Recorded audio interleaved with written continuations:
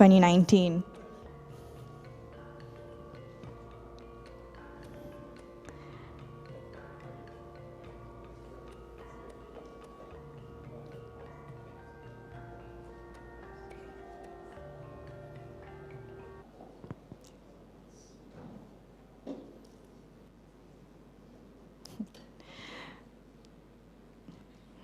Thank you for your kind patience. We're about to start. My name is Mariam, a research associate from IDEAS, and I will be your MC for today's event. As we count down to the year 2020, we come closer to reaching the midway point in realizing the ASEAN Economic Community Blueprint 2025. In last year's Prosperity Initiative report, it was found that while ASEAN was making progress in achieving its targets set within the blueprint, it was falling behind on its self-imposed milestones. Today's conference provides a platform to not only reassess this issue, to see whether time loss has been compensated or it has continued to be delayed, but also to discuss key issues relating to ASEAN and Malaysia. To begin, I'd like to invite our IDEAS Director of Research, Lawrence Todd, onto the stage to give his welcoming remarks. A warm applause.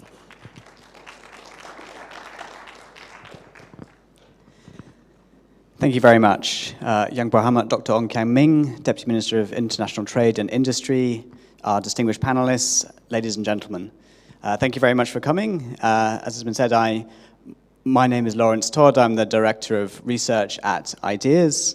It's my great privilege to speak to you on this, which is our second annual forum for the ASEAN Prosperity Initiative. The ASEAN Prosperity Initiative is a program that IDEAS launched last year, actually at our first forum in Singapore. So it's good to be back on home turf in Malaysia for our second publication. So the purpose of the ASEAN Prosperity Initiative is to try to identify strategic challenges faced by ASEAN, particularly those that are relevant to Malaysia, so that Malaysian think tanks have their voice heard at the ASEAN level. We know, of course, that discussions and issues at the ASEAN level bear very significantly on Malaysia, and we want to ensure, as part of Malaysian civil society, that we are there in those discussions.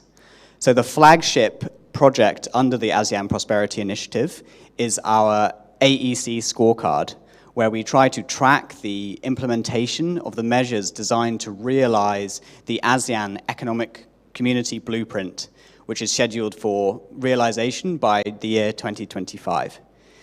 So today we will be publishing our second scorecard, which measures the level of implementation. But I'm pleased to say that also at today's forum we have an opportunity for two other publications. First, where's the, do I have the clicker? I don't have the clicker. In which case, can we just go to the next slide, please?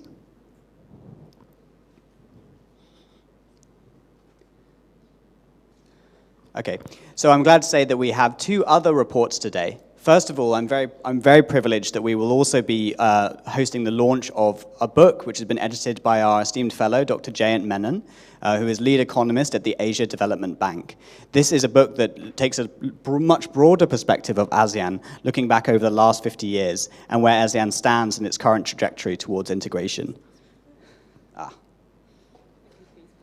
The clicker is behind, sorry, my mistake.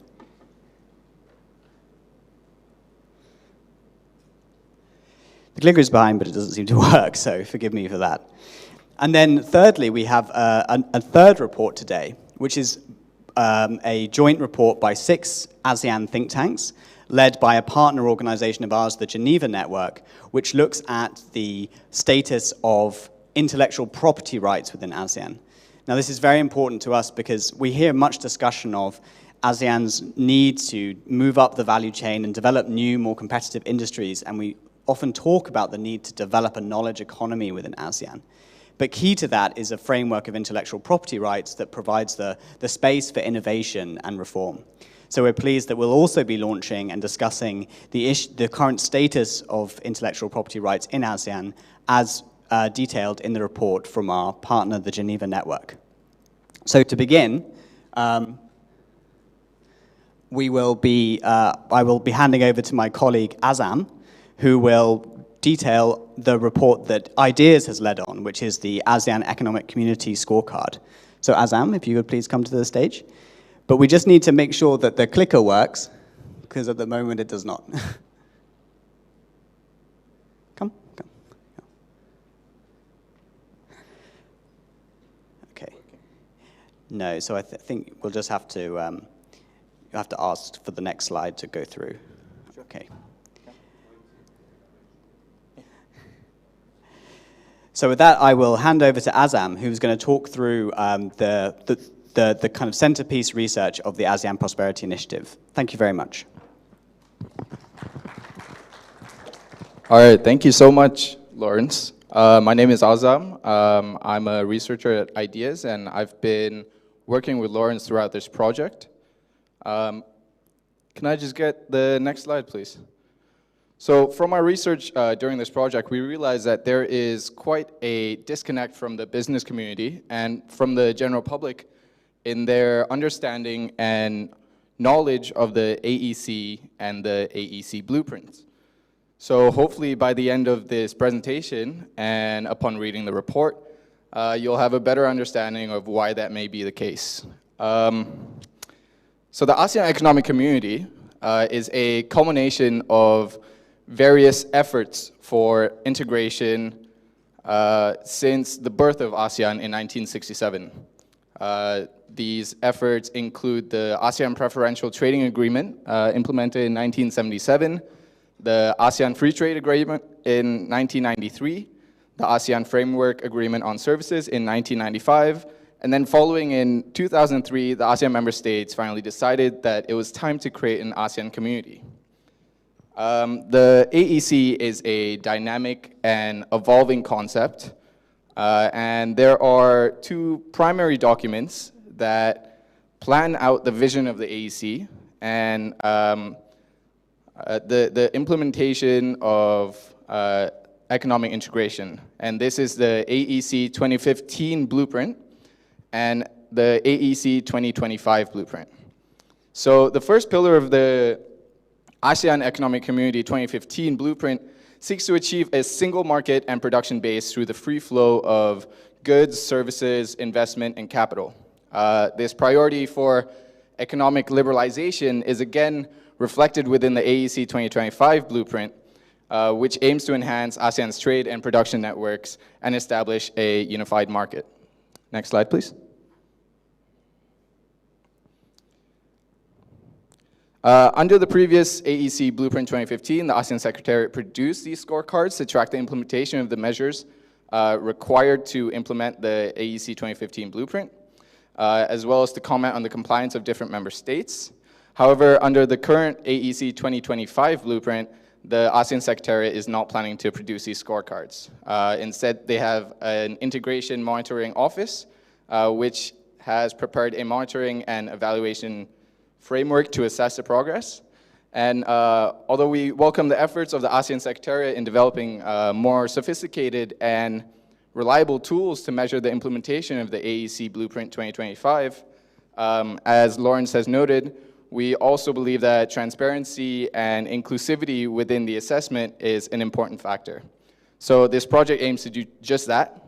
In order to do this, we have made a monitoring and assessment tool of the implementation of the Consolidated Strategic Action Plan, or CSAP, which is a document with specific action points for AEC implementation. We've also adopted a similar method to the discontinued AEC scorecard of identifying the number of measures which have been successfully implemented, which we collected through a combination of both primary and secondary data collection. Next slides, please. In this graph, you'll see the summary of our findings. So expanding on the evaluation methods, we looked into each action line and gave a score of complete if there's evidence that the action has been fully implemented, or partial if the action is partially or ongoing. Overdue if there's evidence that the action hasn't met a deadline that was specified within the Consolidated Strategic Action Plan. And no evidence if we couldn't find any public evidence to reach any of the other previously announced conclusions. So after going through the total 647 action lines within the Consolidated Action Plan against our methodology, we found that Over 50% of the action lines are either fully or partially implemented, while only 17.7% have been fully implemented. Next slide, please. So overall, we found the highest rate of fully implemented actions in the third characteristic of the blueprint, which is to enhance connectivity and sectoral cooperation, with 22% of the action lines within that characteristic showing full implementation at the time of our research. Amongst the 5 characteristics, perhaps the most important to intra-regional trade and economic integration is to create a highly integrated and cohesive economy, the first pillar, which shows the highest rate of overdue actions. So as many of the 117 action lines within this characteristics were due in 2018, and they were shown to be overdue in their implementation. But we find that overall, considering the 2 years since the adoption of the CSAP in 2017, the progress of implementation has been somewhat positive. However, it's clear that fully implemented action lines remain to be relatively low. So how has this AEC implementation rate led to the economic integration on the ground? When we look at, sorry, next slides, please. Right there, perfect. So we look at conventional indicators of economic integration. First, we look at the intra-ASEAN trade in goods. We found that the total trade in goods between ASEAN and the rest of the world has increased over time. However, the rate of intra-ASEAN trade has remained relatively stagnant. In the first quarter of 2018, there was a total of almost $700 billion in trade, and 23.5% of that total trade was within ASEAN member states, which has shown a slight recovery, but this is more likely to be a cause of declining global trade volumes due to the US-China trade war, rather than a natural increase in intra-ASEAN trade intensity. Next slide, please. In intra-ASEAN trade and services, we see a similar situation. So with $700 billion of trade and services in 2017, only 16.5% of that $700 billion occurred within the region. And this has been showing a rather stagnant or unchanged rate amidst growing total trade in services between ASEAN and the rest of the world. Next slide, please. Then we look at investments, in particular intra-ASEAN investments, and from which countries they came from. Throughout the years, we see that the flows of inward FDI between ASEAN members continuously are sourced from the same 6 countries, which are Singapore, Malaysia, Thailand, Indonesia, Philippines, and Vietnam. This totals to $24.5 billion in 2018, and Singapore continues to dominate as a source of intra-ASEAN FDI at consistently over 70% over the years. Next slide, please. When we look at investment among ASEAN members, particularly where the investments had gone in terms of industry, we see an increasing flow towards the manufacturing and services sector, with a substitution away from the primary and other sectors. Next slide, please. So the broad trend of previous years has continued with absolute growth in trade and investment, but intra-ASEAN shares remaining stable and broadly unchanged. Whether or not this can be interpreted as a success or not depends on the perceived goals of ASEAN and the AEC. So has the AEC been successful in achieving the economic integration it envisions? When looking at the AEC 2015 and the AEC 2025 blueprint, their first pillar of economic integration sets a primary goal, particularly in growing ASEAN into a production base and single market. The success of AEC should therefore not be measured in terms of the growth of intra-ASEAN trade, but rather through the greater participation of ASEAN member states individually and collectively in the global economy. So this can be measured through their integration into global value chains, as described in Invest ASEAN.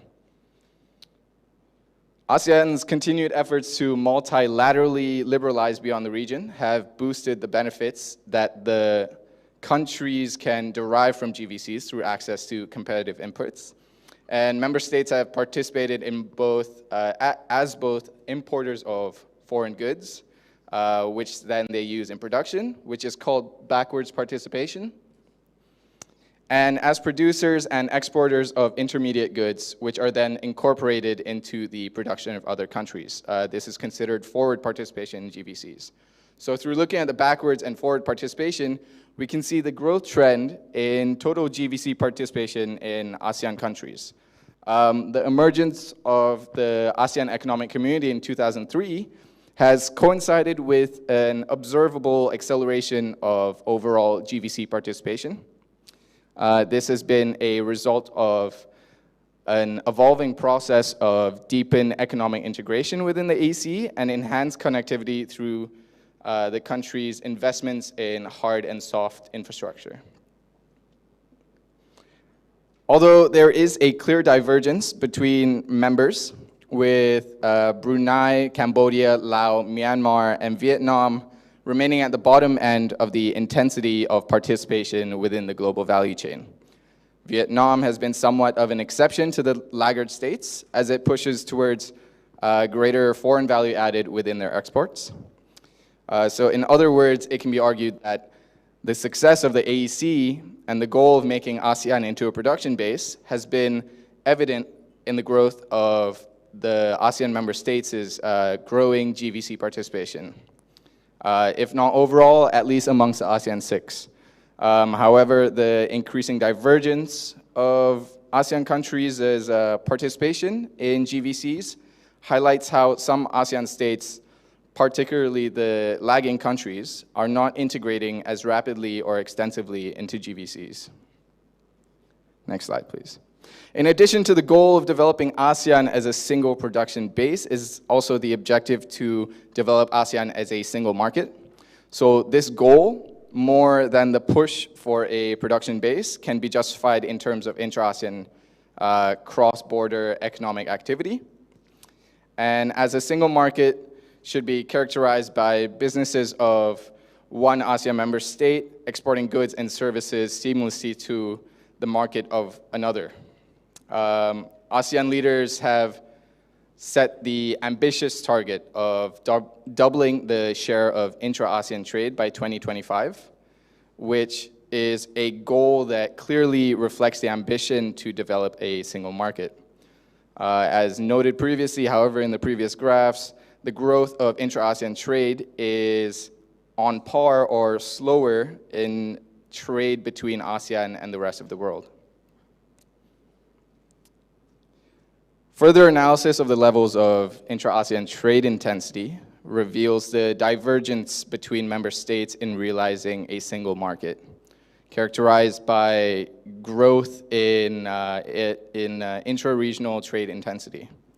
So although ASEAN 4 countries, Indonesia, Malaysia, Philippines, and Thailand, have maintained trade intensity with the ASEAN region, since 2008, there has been a significant decline in trade intensity between the ASEAN 4 and the laggard countries. This shift away from trade with other ASEAN partners could be explained by a substitution with China as a partner, as shown by the gradual increase in trade intensity with China over the same period.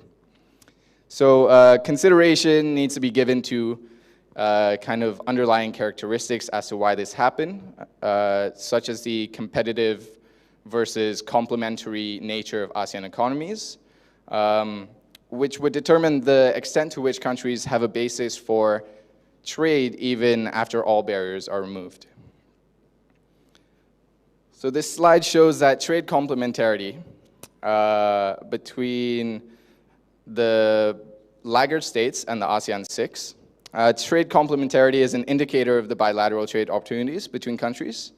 High trade complementarity means that there's an opportunity for growth if partners intensify trade relationships. And the effect of having a high trade complementarity can result in greater intra-regional trade intensity between country groups. So the trade complementarity between ASEAN nations reinforce kind of this larger picture of divergence between laggard countries and the ASEAN 6. ASEAN 4 countries with moderately strong trade complementarity have continued to maintain their trade intensity with one another, even during external economic shocks like the 2008 financial crisis. In contrast, the lagging countries, which all have a low trade complementarity of 0.08, have shown a significant decreasing trend in intra-regional trade intensity caused by, again, the trade substitution with other trade partners. These countries, which continually turn to extra-regional partners, are especially vulnerable to external shocks that disrupt global trade flows. This divergence of trade complementarity, can we go back? So the divergence of trade complementarity with ASEAN is stark when compared to the other major trading bloc, the European Union.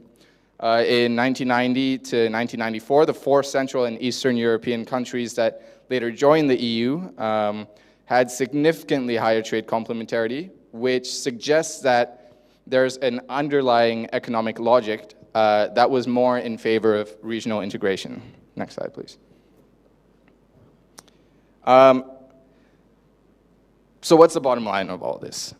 It's that ASEAN is succeeding as a production base, which has been supported by the efforts of the AEC, but that we see that there is a divergence between member states. The progress with realizing a true single market, which is characterized by higher levels of intra-ASEAN trade and investments, has been successful, but achieving a production base, it's been more successful than achieving a production base. And this has been driven in part by underlying economic divergence. Next slides, please. So how does the business community think of the AEC? There was a survey conducted by the EU ASEAN Business Council in 2019, which shows the sentiments of the business community. This slide shows when asked if they think that the AEC is occurring fast enough, only 3% said yes. Next slide, please. And when asked if ASEAN had achieved a single market and production base, almost all respondents had either answered no or that it was only occurring partially. These stark findings might suggest that the areas in which the AEC is making slow progress are in the areas most important to businesses. In terms of the actions relating to customs, trade facilitation, standards, technical regulations, and conformity assessment procedures, only one action line has been fully implemented. A number of other important areas often cited by multinational companies are also progressing more slowly. For example, for actions relating to intellectual property, we judge that only 22.2% of the measures are even partially implemented, with none being fully implemented. We will hear a lot more about this in the evening presentation by the Geneva Network. Next. The other possible explanation for the poor assessment of the AEC is that the level of ambition falls short of what is actually required to achieve meaningful progress. A number of the measures included in the AEC blueprint are framed in a way that allows for different interpretations or doesn't specify a significant change in policy. You could argue that the action words such as implement, establish, and adopt, one of the most used words are actions are specific, while other most commonly used verbs would be associated with kind of less impactful actions and could be interpreted more broadly. So as a result, a relatively strong performance in the implementation of weaker actions might not result in policy impact on the ground. For further analysis, we created a scoring method to analyze the relative importance and institutional significance of the different measures in the blueprint. whether on the partial implemented actions included a detailed guideline as well as a monitoring entity to monitor the progress, or whether the partial implementation had simply entailed hosting a meeting. We found that over 50% of the partially implemented actions were somewhere in between these two, where the action is accompanied by a framework or a guideline, but there doesn't seem to be an implementing or monitoring entity to implement the action line being promised. So the bottom line of all this is basically you can't escape from the fact that the perception from the business and the private community of the AEC is rather poor. And this can be explained by the lack of progress in priority areas for businesses and possibly by the relative weakness of the CSAP measures themselves. The three main takeaways from our research, I would say, the first, that 2 years since the Consolidated Strategic Action Plan to implement the ASEAN Economic Community, more than half of the total 647 action lines have been fully or partially implemented. However, we judge that only 17.7% have been fully implemented, less than 1 out of 5. Conclusion number 2 is that ASEAN member states have become significantly more integrated into global value chains, which suggests that the AEC has been successful in developing ASEAN as a production base. However, the progress towards a single market, which is usually characterized by higher levels of intra-ASEAN trade, as well as investments, is progressing more slowly, partly due to the underlying lack of complementarity between ASEAN member states. The final conclusion is that the perception of the ASEAN Economic Community remains quite negative, despite some evidence of success, which may reflect a failure to achieve progress in the most important areas and the relative weakness of the actions themselves. So we recommend that the ASEAN member states prioritize implementation in the areas which have the biggest impact on the ground.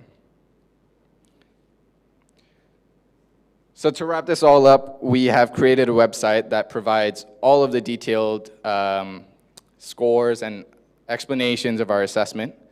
And you can head to the IDEAS website for the full report. I believe you can grab them outside as well. I think we have a very exciting forum today, and I look forward to the panel discussion ahead. Thank you.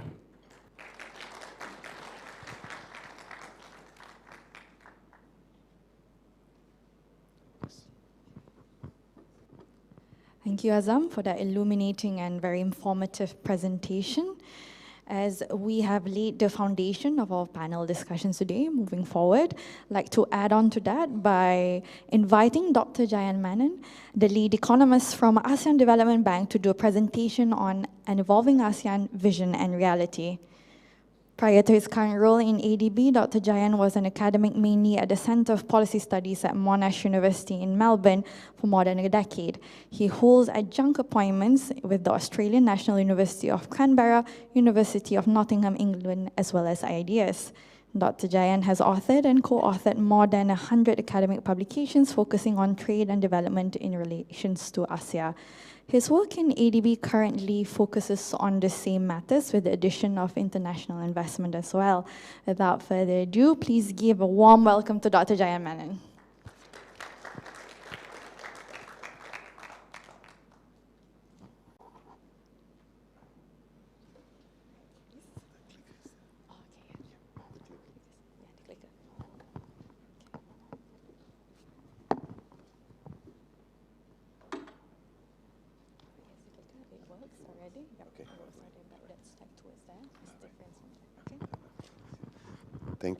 Thank you very much for that kind introduction.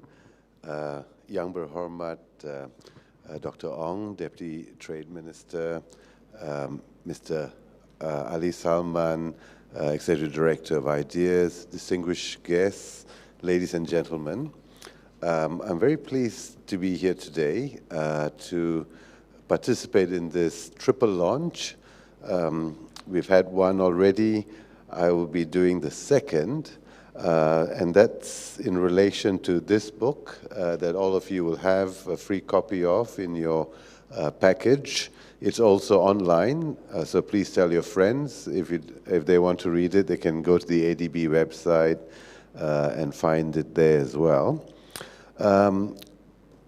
Next slide, please. Now, this book is, my presentation, I guess, today will cover these issues very briefly. Now, I can't see my slides on this computer, I'm afraid, if they can come back with this. But this is how I will basically organize my presentation. I'll say a little bit about the background to this project, look at the individual chapters, summarizing them very quickly. Then I'll move on to some key takeaways from the volume, and then present some questions for the panel to consider a bit later on. Next slide, please. So, this project was born out of an idea from Dr. Narong Chai, who was a former Minister of Commerce in Thailand, and one of the original researchers on the ASEAN idea. He was an academic at the Institute of Southeast Asian Studies, or ISCS Yusof Ishak Institute in Singapore, almost 50 years ago, when he and a number of others started trying to provide the intellectual basis for the ASEAN project. Now, he approached ADB, at that time, my boss, Iwan Aziz, to try and gather together a lot of these original thinkers about ASEAN, to get them to reflect on their original visions and to think about how that vision has or has not been realized over this long period of history of almost 50 years. And to also say a little bit about where we should go from here onwards. So how should ASEAN evolve into the future to address the various challenges it needs to face? So next slide. So these are basically the three general questions we asked the paper writers to consider, right? The original motivations, have those motivations changed over time, and the extent to which they've been realized, and how they should be adjusted moving forward. Next slide.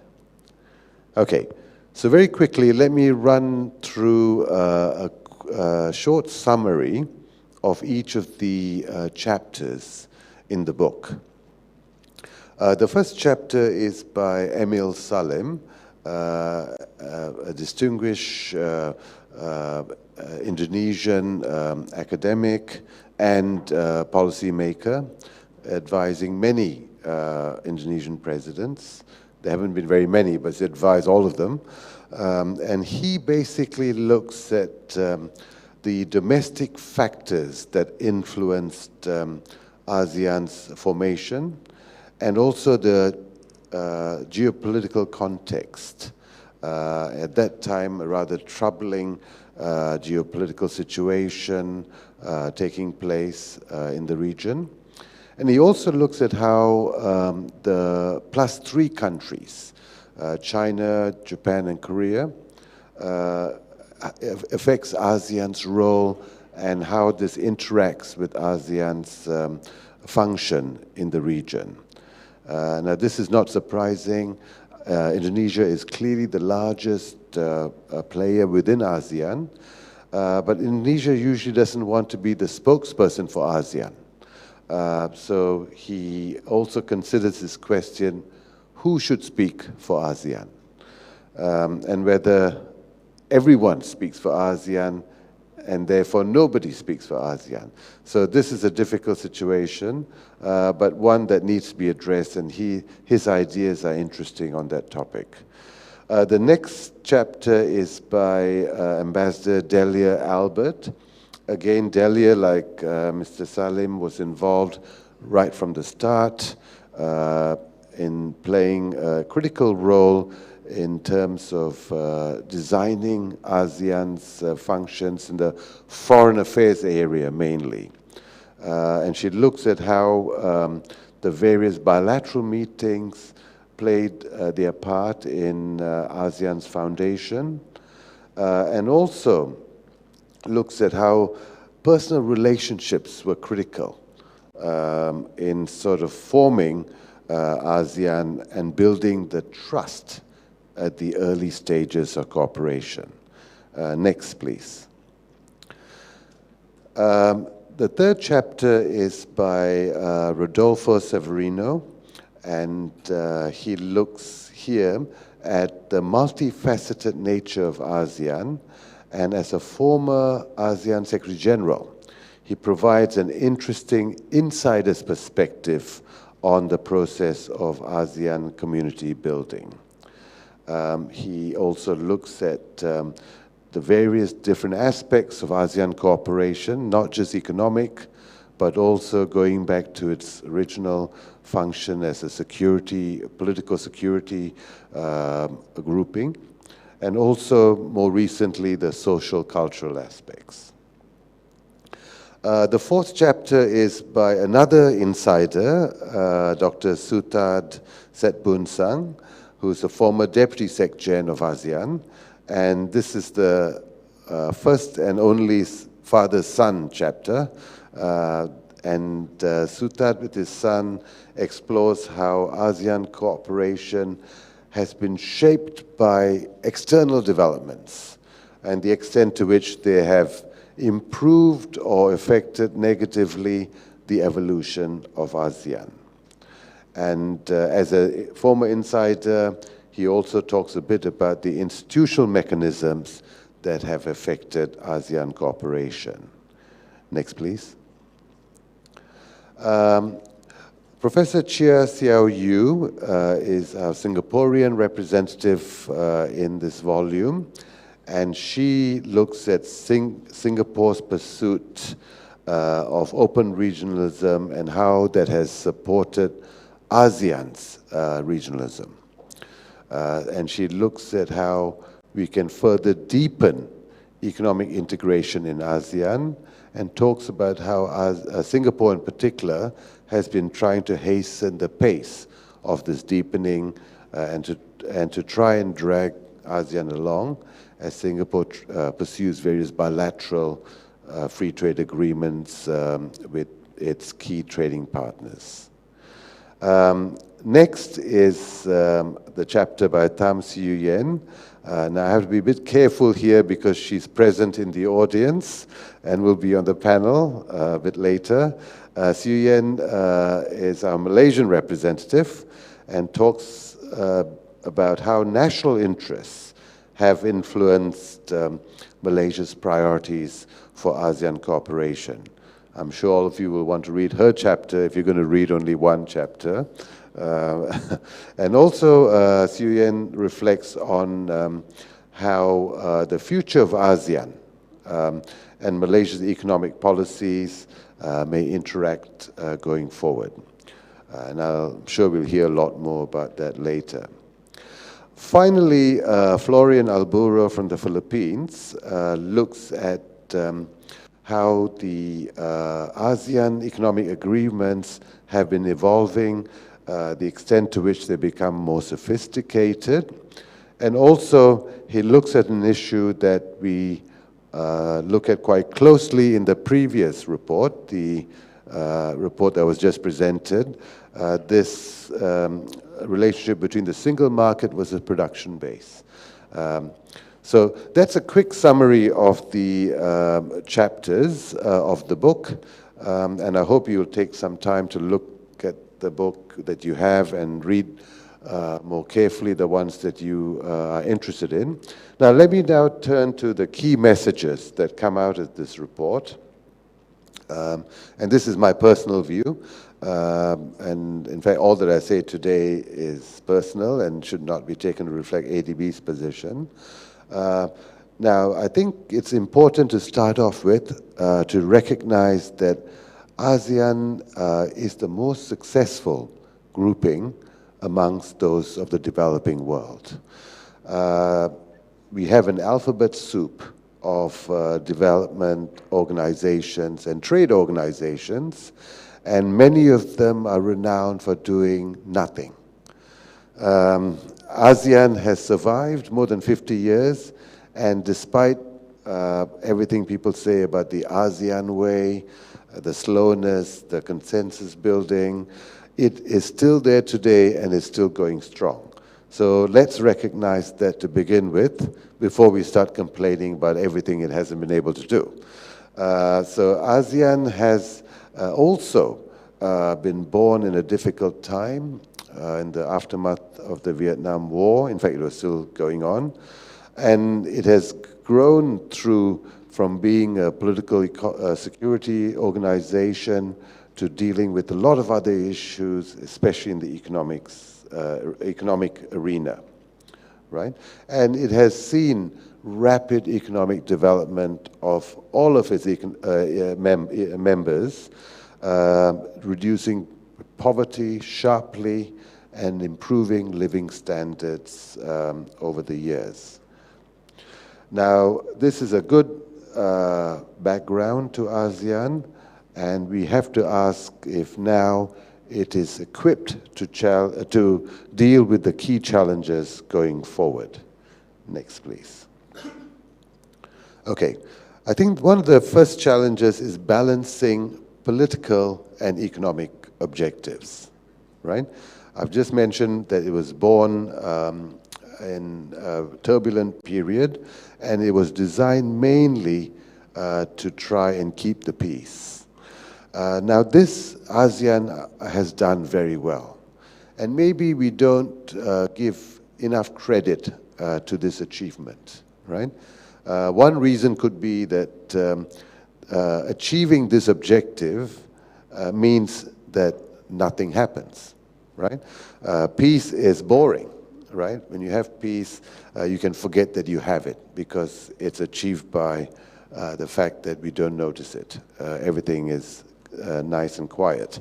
But peace is also critical to economic achievements. You cannot pursue your economic objectives unless you also secure peace. And this has happened, and ASEAN has played its role. But it must balance political, socio-economic, and strategic issues with the economic, as various geopolitical challenges increase in importance. We've heard about the territorial disputes involving the waters around this region, and now we have the trade war as well. And ASEAN must withstand those pressures and continue to balance both the non-economic with the economic. Next, please. The next challenge, and this relates to what Azam presented just before this, and that is to strengthen the implementation of the ASEAN Economic Community, or the AEC, right? We've heard already how both the scope and sophistication of ASEAN's agenda, economic agenda, has increased. Now, is ASEAN up to the challenge? Some people are concerned that the ratcheting or the rhetoric to keep up with all the other agreements has gone beyond ASEAN's capabilities, right?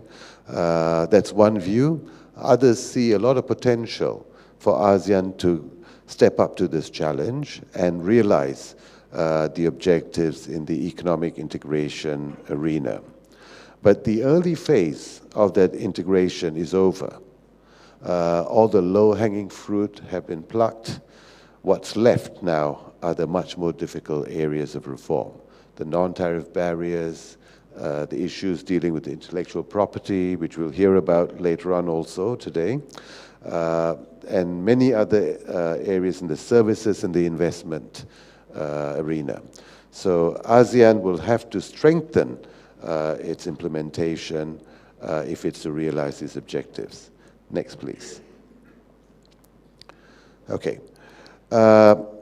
Another, I think, challenge going forward is balancing global, regional, and national interests. I think one way to look at ASEAN and the AEC is that it provides the opportunity for countries to pursue national reforms, right? At the end of the day, it's national interests that would really determine what ASEAN can and cannot achieve. I like to say that ASEAN is all about the carrot because there is no stick, right? So it's all about goodwill, right? And that is by design. ASEAN's approach is to build consensus, to bring everyone together, and to move forward as fast as the slowest member will allow. That has its pluses and minuses, but certainly it ensures that we will never have a Brexit type situation. But it needs to balance various global, regional, and national interests. And it needs to make sure that the flexibility that it so endears in keeping it all together doesn't impinge too much on progress. So that is the balancing act, I think, for ASEAN, especially going forward. Next, please. And related to that is strengthening ASEAN's institutions. Some commentators complain about the lack of institutional deepening. Some are obsessed with working out why the ASEAN Secretariat is so weak. I think the ASEAN Secretariat is weak by design, right? ASEAN doesn't want a strong supranational body because it's not ready, unlike the Europeans, to give up sovereignty to a third party. But as its agenda becomes more sophisticated and as it tries to pursue deeper integration, it needs to move somewhat in that direction, but of course not fully. When ASEAN talks about its economic community, it's not talking about what the Europeans are pursuing. It has its own version of it, and it's nowhere near as demanding as a European model. Nevertheless, it needs to strengthen its institutions. It needs to allow its secretariat to be better equipped, both financially and in terms of human capital, to carry out the growing agenda, right? So reforming its institutions and governing bodies is a challenge, is another challenge going forward. Next, please. Now, finally, all of this can only happen if trust amongst the member countries increases, right?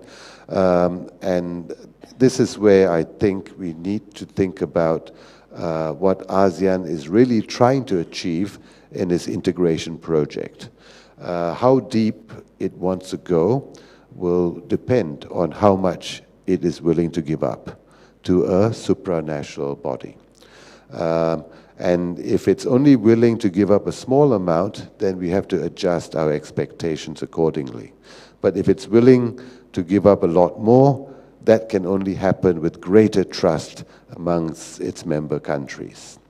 Now, let me stop there in terms of the key messages that I want to offer from the book, and finish off by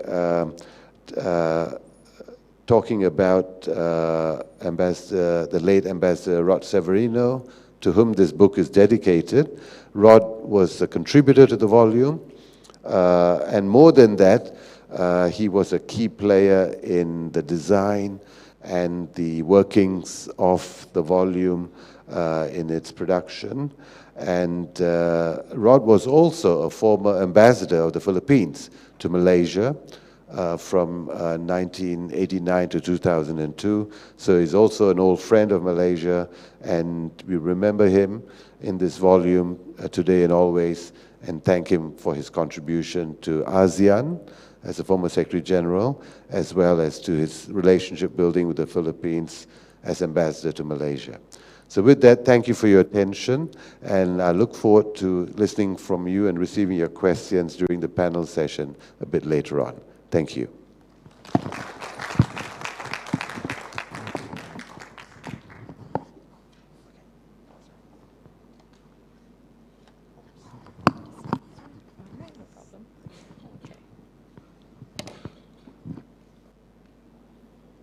All right, thank you, Dr. Jayan, for that wonderful and informative presentation. Next, it is my privilege and honor to invite Yang Berhormat Dr. Ong Kian Ming, Deputy Minister of International Trade and Industry Malaysia, to give his keynote address.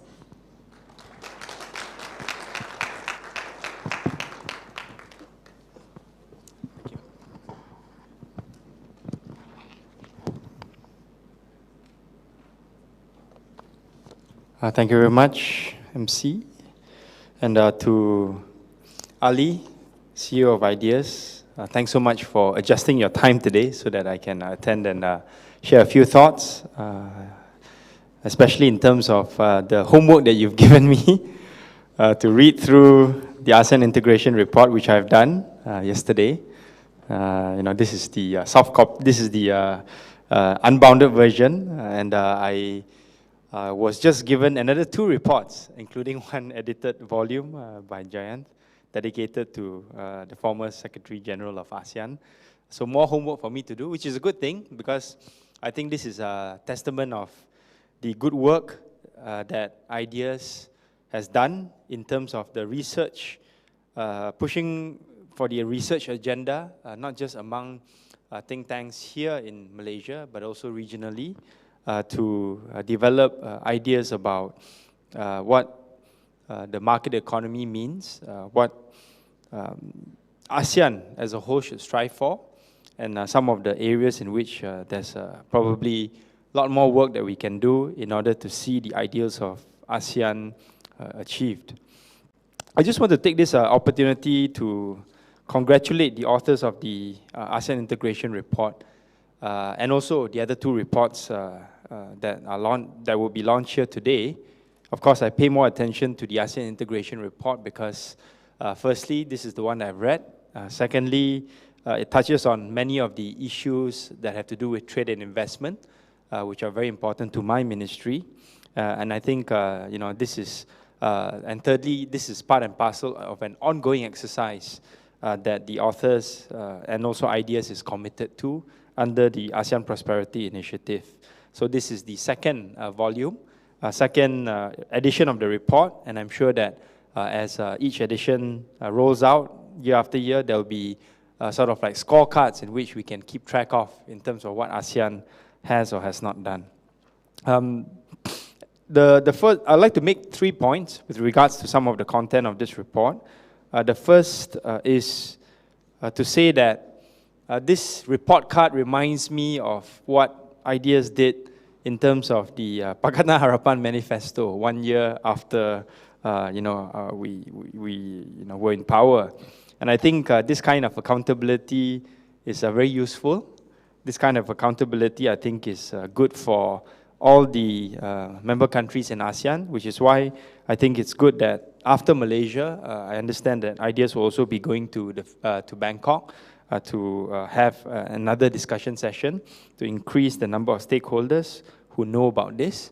And I also understand that as part of the preparation of this report, IDEAS and the authors also went to Jakarta, went to Singapore, was in Thailand, as well as, of course, being here in Malaysia in order to consult the relevant stakeholders on some of the issues that are important in terms of ASEAN integration, and also the issues that were highlighted in this ASEAN integration report.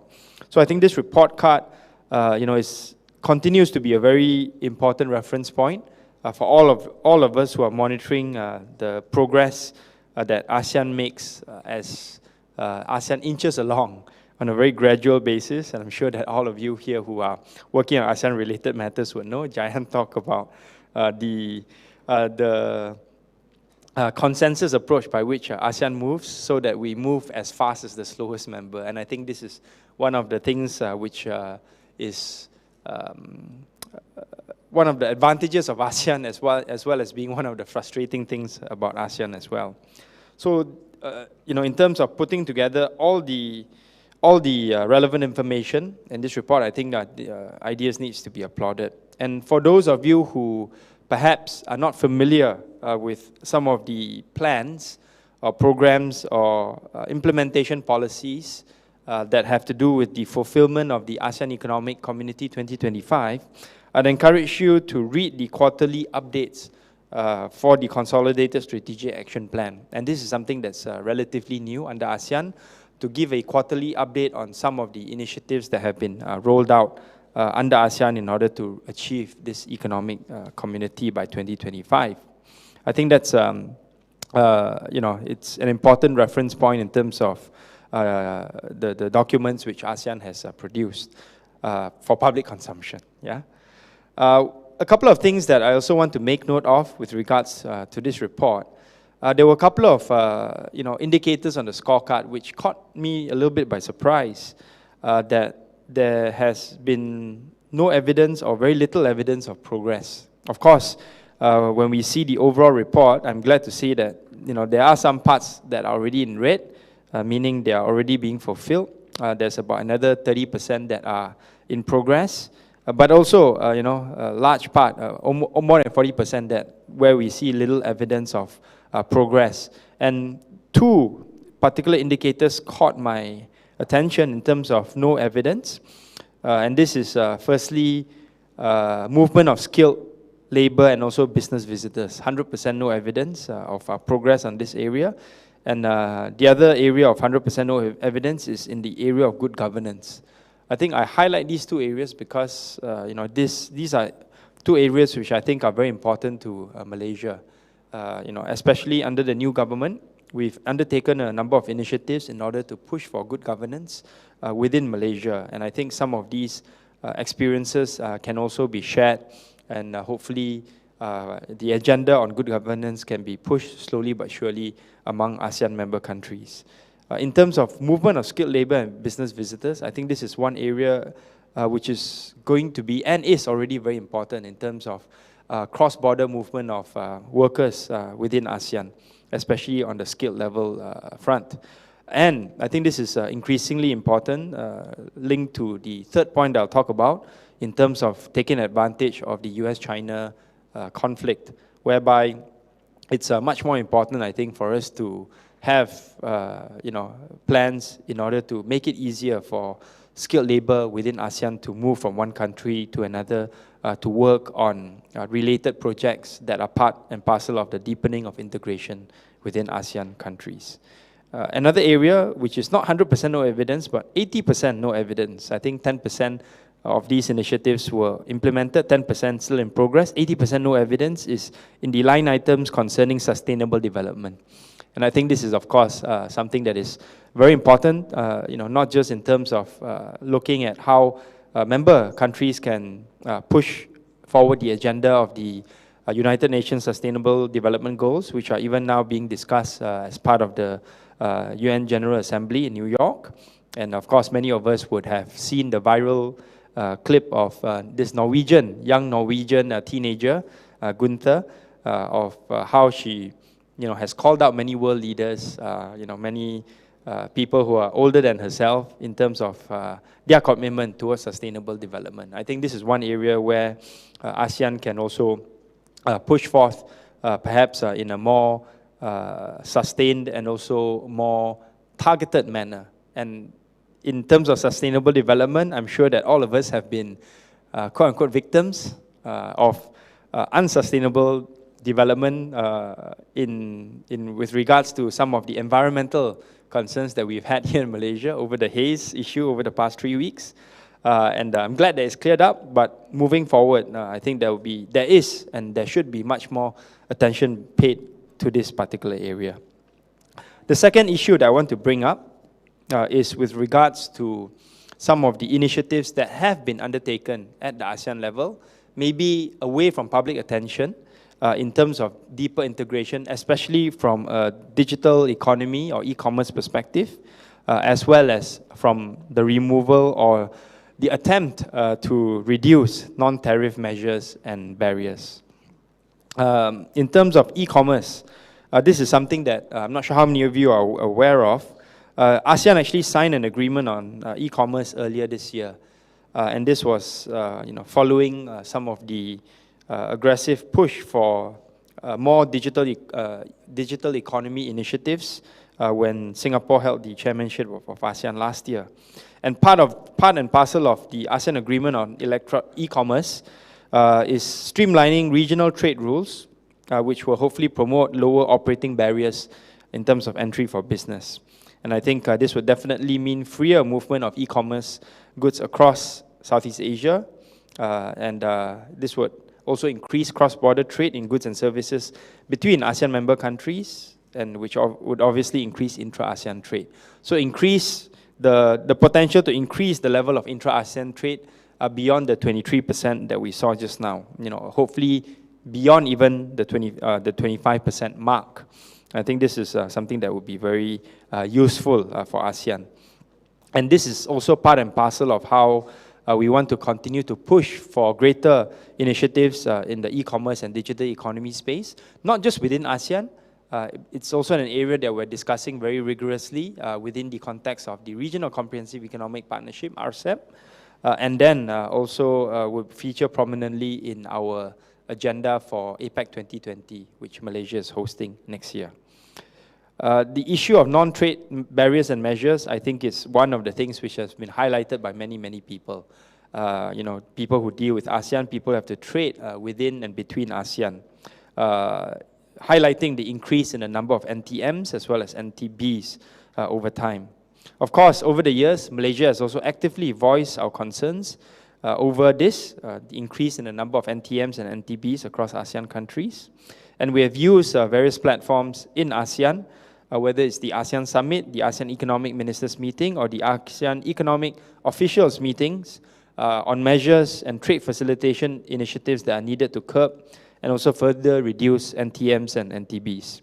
Just to give you an example, two examples, two of the key components that Malaysia has always emphasized in influencing the smooth flow of trade in ASEAN are transparency and also the harmonization of standards and regulations. At the 49th ASEAN Economic Ministers Meeting in Manila in September 2017, Malaysia's proposals on measures to address the NTM and NTBs were agreed upon by the other ASEAN countries.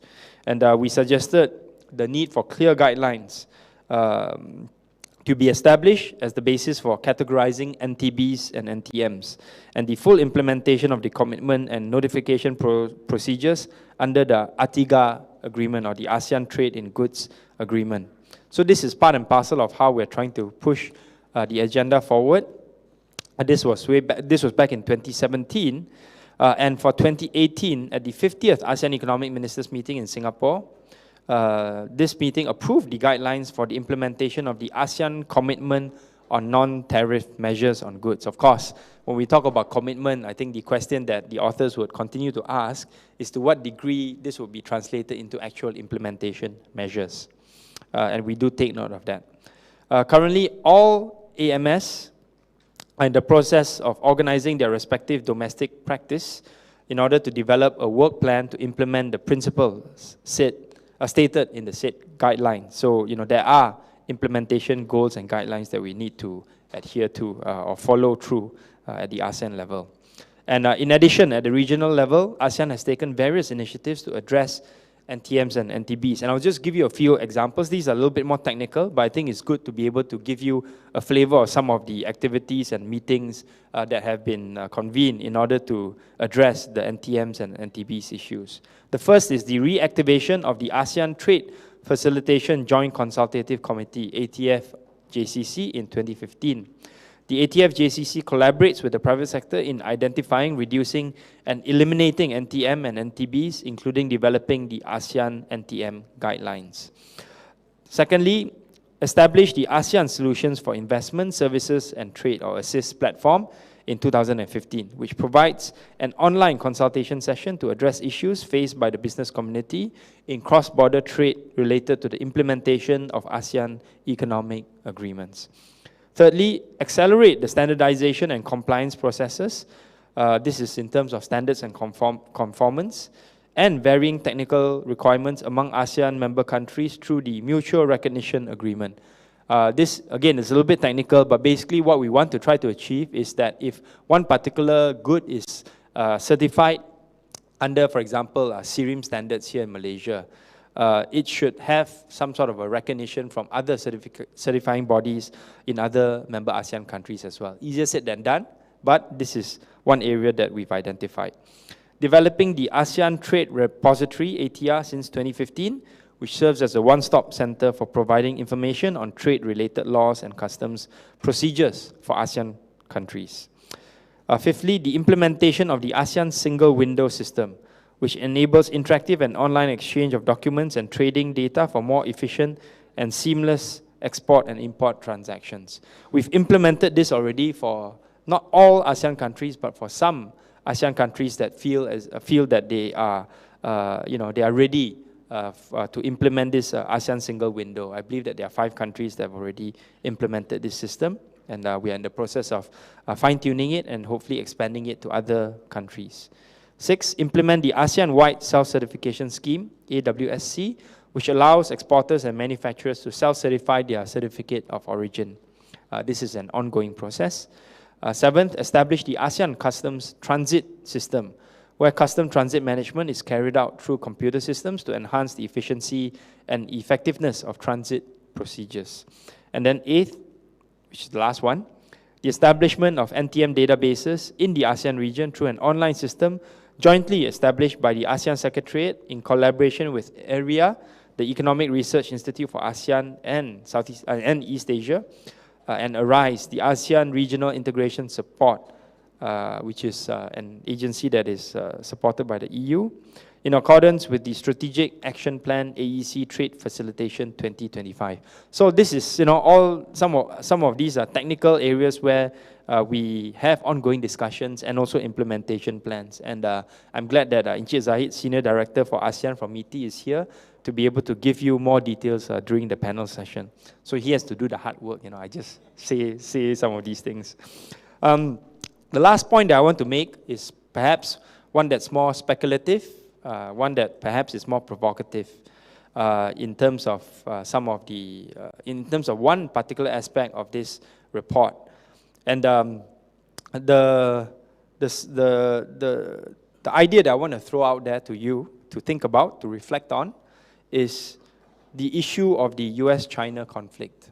And I think most of us would agree in this room that the US-China conflict is an issue that would not subside anytime soon. Even if, let's say, there are, sort of like a détente or temporary peace, so to speak, in terms of finding some short-term resolutions to the tariff issues, I think we can see that the writing is on the wall in terms of other conflict areas, including, for example, technology conflict, as seen in the position which the US has taken against Huawei, for example. Right. So given the fact that this conflict is likely to continue, what would be the effect in terms of ASEAN integration? And I want to propose this speculative thought, or this, this hypothesis, that perhaps the US-China conflict may be a possible catalyst which can increase intra-ASEAN trade and investment. So that's my hypothesis. And I picked out these 2 lines in the report, which perhaps hints at this possibility. And let me quote from the report so that I don't get this wrong. In reference to the US-China trade war, while this is likely to reduce the extent of the trade relationship with China, this is with regards to the US, it is not certain that it will be replaced by growing relations with an internal ASEAN market rather than an external partner. So far, there are already signs that the main beneficiary of trade and investment redirection is Vietnam, followed by Malaysia and possibly Thailand. Therefore, the trade war may end up consolidating intra-ASEAN trade relations as the supply chain adjusts following investment diversion. There may also be an opportunity for the other newest ASEAN member states to play a greater role in cementing and expanding regional supply chain moving forward or going forward. So there's a hint of this possibility in the report itself. And let me offer you three thoughts in terms of why I think this hypothesis can materialize into reality and be the driving force or one of the driving force towards greater intra-ASEAN trade and investment. Firstly, investments coming from China, and this would be companies, Chinese companies, would want to come in to set up operations in ASEAN countries, not just to export to the United States, for example, to take advantage of the lower tariffs that we have here in ASEAN, but also to export to other ASEAN countries as these companies sees the ASEAN market as a legitimate and also important market in its own right, with more than 650 million people, a 2.4 trillion economy among the, when we combine the GDP of all the 10 member countries. So this is one possibility, and I think many Chinese companies, when they come and set up here in Malaysia, they not only want to, of course, export to the US, to Europe, but they are also looking at the ASEAN market as a very important market to them. So this would also increase the level of intra-ASEAN trade. The second point I want to highlight in relation to this hypothesis is that ASEAN may be a more suitable, a more palatable destination or area for US and Chinese companies to build interrelated supply chains as part of their global value chain. Why do I say this? I think it may be increasingly difficult for US companies to justify direct investments in a large scale into China that involves close cooperation with Chinese companies in China itself. But because of the growing ASEAN economy and because ASEAN is seen as a much more neutral area for both US and Chinese companies to come in to invest, this may be an area where US and Chinese companies can work together as part of their supply chain. So for example, US and China companies may look into the solar manufacturing sector. And I know of one particular case here in Malaysia whereby a US company that is mostly export-oriented relies on supplies of its solar glass from a Chinese company with operations here in Malaysia. And these supply chains are looking to expand into other ASEAN countries, including in Vietnam, which has been identified as one of the main beneficiaries in terms of trade and investment flows in ASEAN arising from the US-China conflict. So this, I think, could be one area of possible increase in ASEAN integration as US and Chinese companies build their global supply chains and global value chains within ASEAN countries. And the third reason why I think there could be more ASEAN integration and more trade flows and investment flows within ASEAN is the Belt and Road Initiative.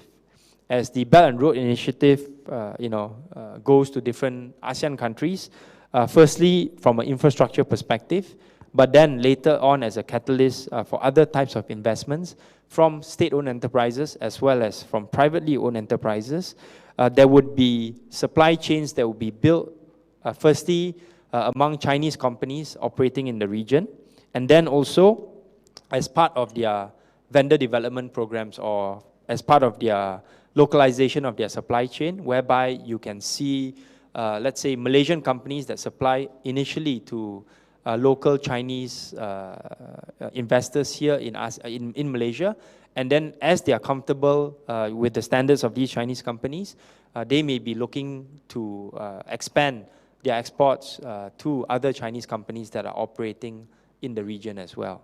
Right, so these are speculative thoughts, and I think this would be interesting research area in ASEAN for many, many years to come as the level of investment and trade diversion increases as a result of the US-China conflict. So although it's something that we do not want to see long-term, but within the context of ASEAN, as these two giants fight, there's not much that we can do about it in terms of trying to resolve that matter. The higher powers that be have to speak to one another. But for us, what we can do is to see whether we can find ways in which we can maximize the potential benefits that can come to Malaysia and that also come to ASEAN. So with that, I'd like to thank you once again for inviting me, and also congratulations to IDEAS for your research initiatives, which I'm sure will continue along the way, not just here in Malaysia, but also other countries in ASEAN. Congratulations and thank you.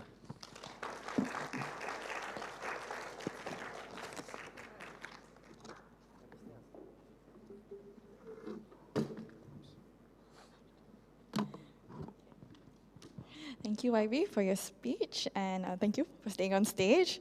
Now, without further delay, I would like to invite Dr. JMenon and IDEAS CEO Ali Salman on stage to launch Dr. Jayan's book entitled An Evolving ASEAN Vision and Reality.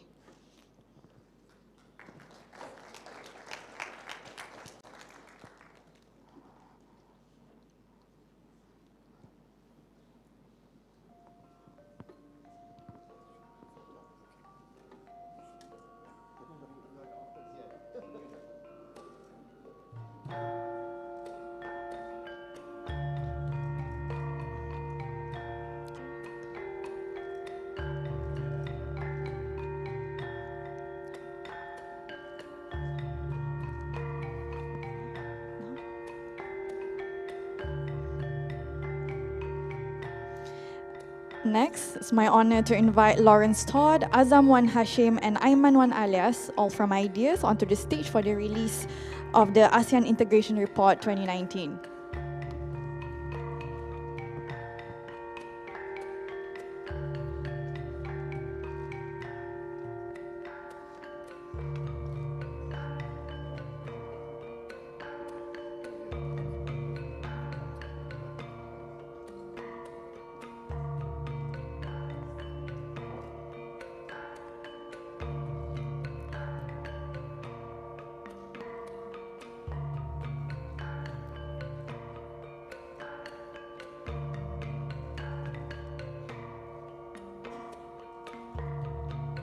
Okay.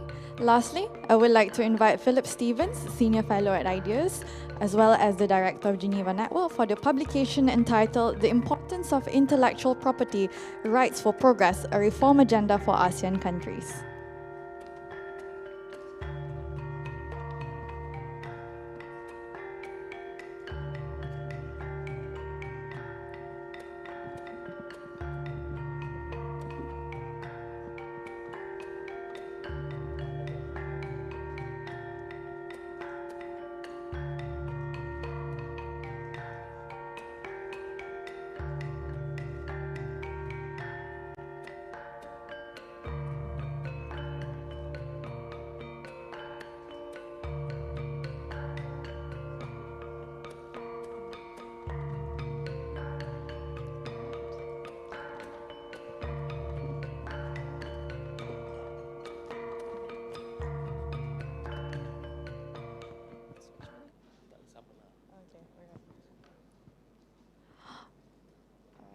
Thank you. Thank you, Ivy, for your speech and for your attendance.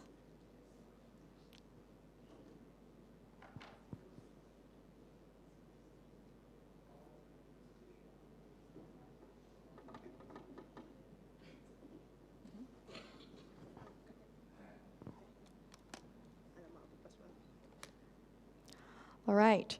Now, on to our main event we've all been waiting for. Our first panel discussion follows the presentation by Dr. Jayan previously. But before that, I would like to just put out a kind reminder to all of you that the floor, of course, will be open to questions. In fact, we do encourage them. You can go onto the QR code on the agenda paper, or go to Slido and key in the code #V271. Please do put in your question. We'd be encouraged to enjoy the discussion later on. Okay, so without further ado, I would like to invite Dr. Tham Siew Yen, Senior Fellow from the ICAS Yusof Ishak Institute, Bun Negara, Senior Fellow from the Institute of Strategic and International Studies, Encik Muhammad Zahid Abdullah, Senior Director from the Ministry of International Trade and Industries Malaysia, as well as Dr. Jayant himself, who will moderate this discussion.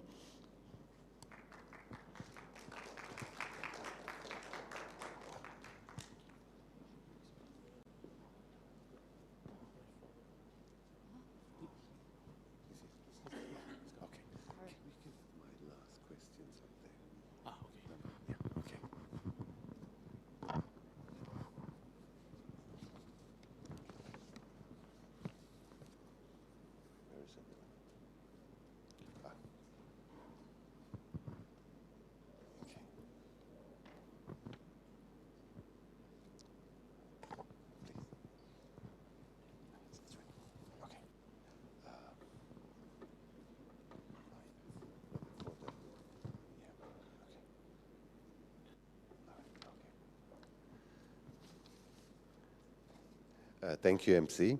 So before we get started with this session, let me welcome the panelists. I think we are missing one. Have we got everyone here? He's in the restroom for a bit. Oh, okay. He's on his way here. So Mr. Bun Negara will be here in a second. But you've already met the panelists, Dr. Tham Siew Yen, and also Mr. Zahid Abdullah from MITI. I want this to be a free-flowing discussion, not too many constraints or restrictions. But what I thought would be useful is to have a few general questions that I would like to suggest that the panelists consider in their remarks, and these questions relate mostly to the book on the evolving ASEAN that I presented, but I would also like to ensure that we discuss the ASEAN Economic Community Assessment, or the API integration report as well, in our panel discussion later on.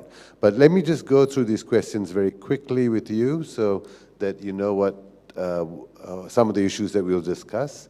Firstly, I think it is useful to get the panelists to tell us how they see ASEAN's performance, generally speaking, in terms of whether, in fact, it's realized its original vision, and how is it evolving to face the key challenges going forward.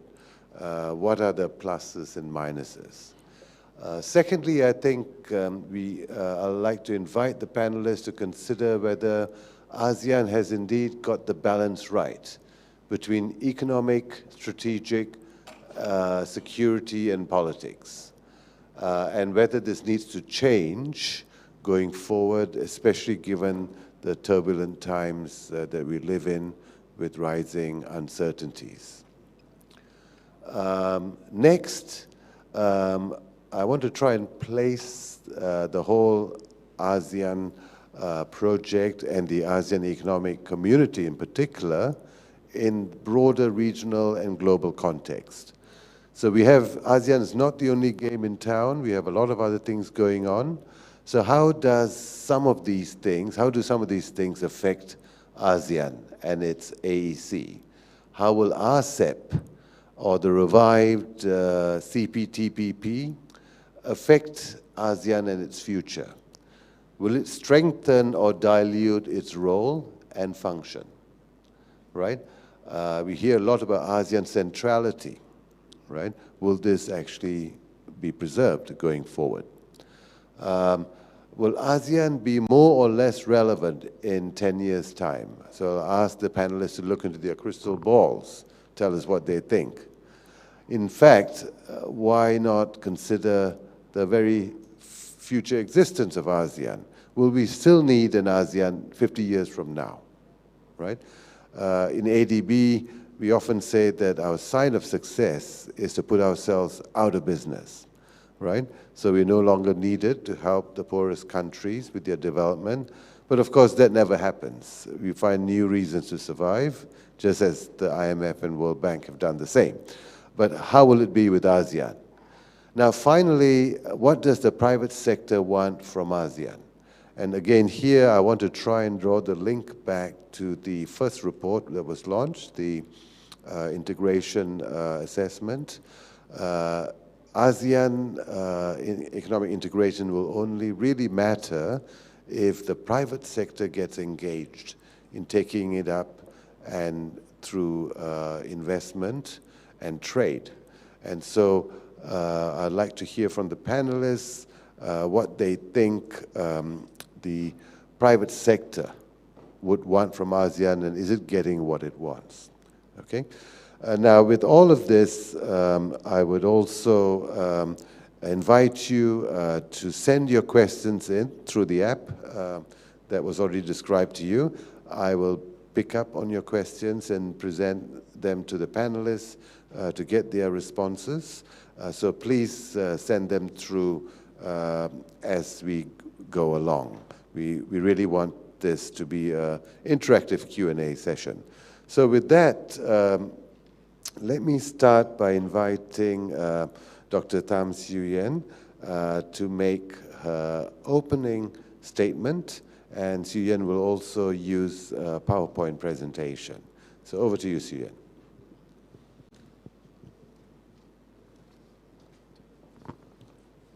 Oh, you do it from here? This one. Are you going to do it? Yeah, I'll just, thank you very much, Dr. Menon. I'll just run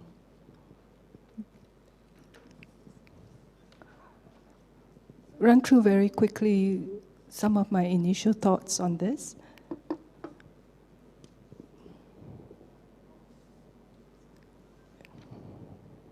I have put a very short PowerPoint up on some of my initial thoughts. Okay, on the idea as to how ASEAN has performed,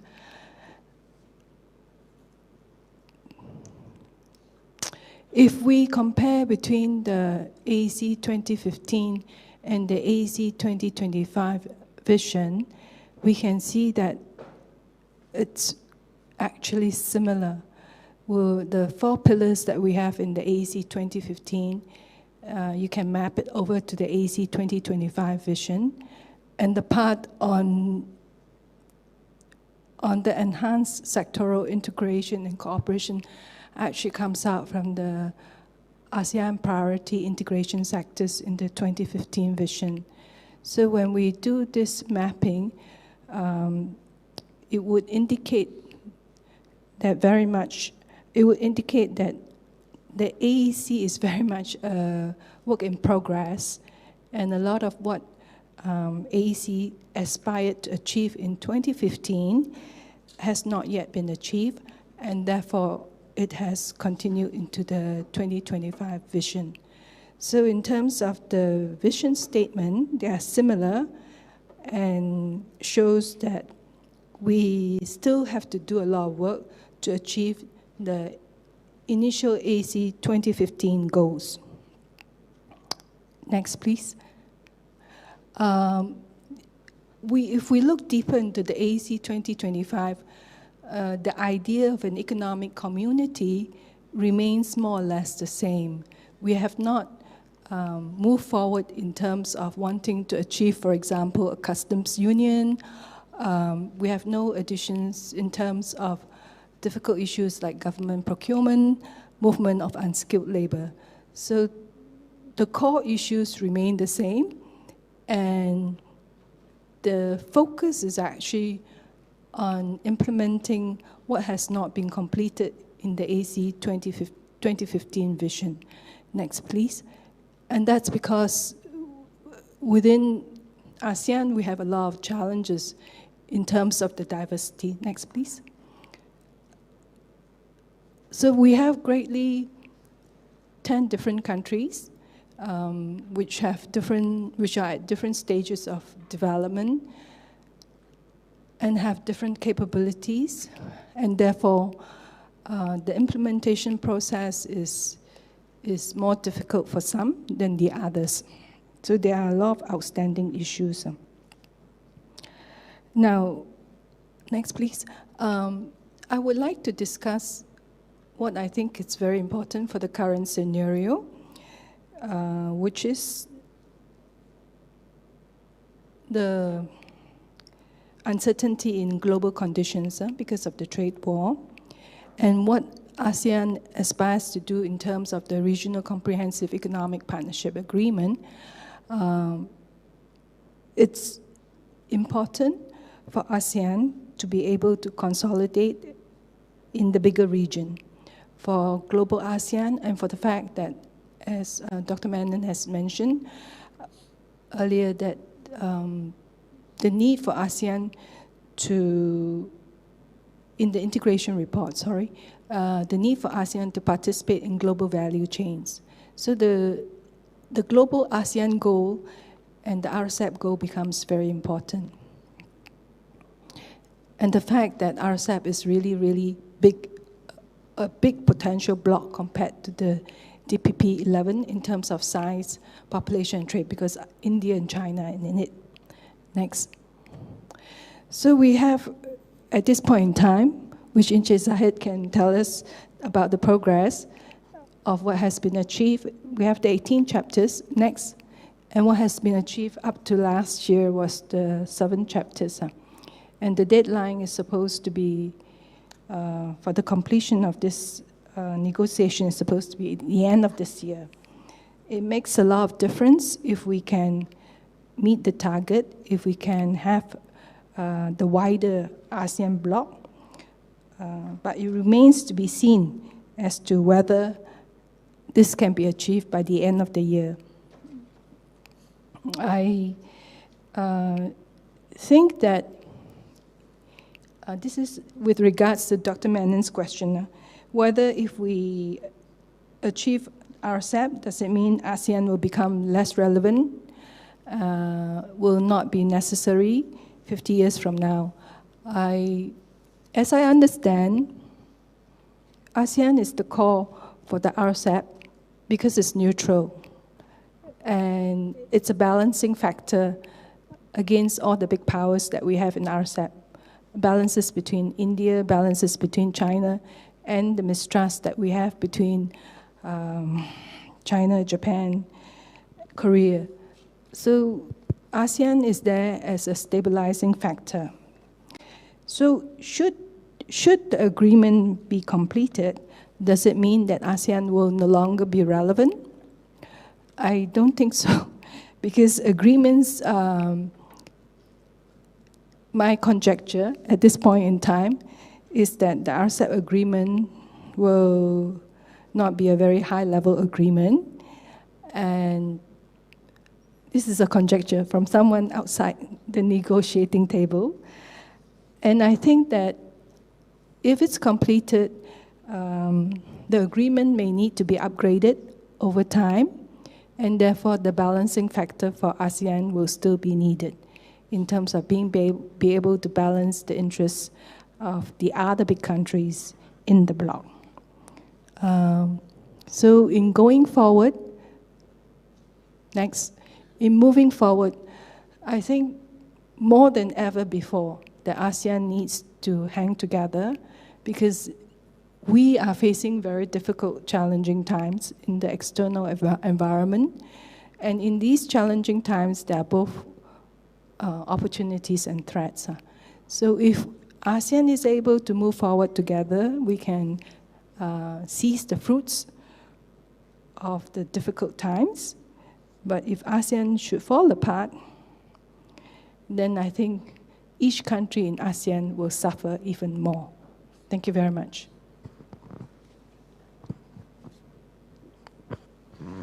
Thank you, Dr. Siu Yen.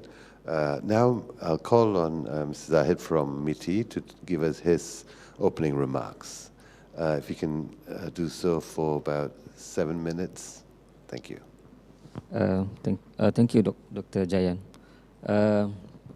Firstly, thank you for inviting me, even though it's a very last-minute call. But I will try my best to deliver something substantive here, and also try to answer relevant questions afterward.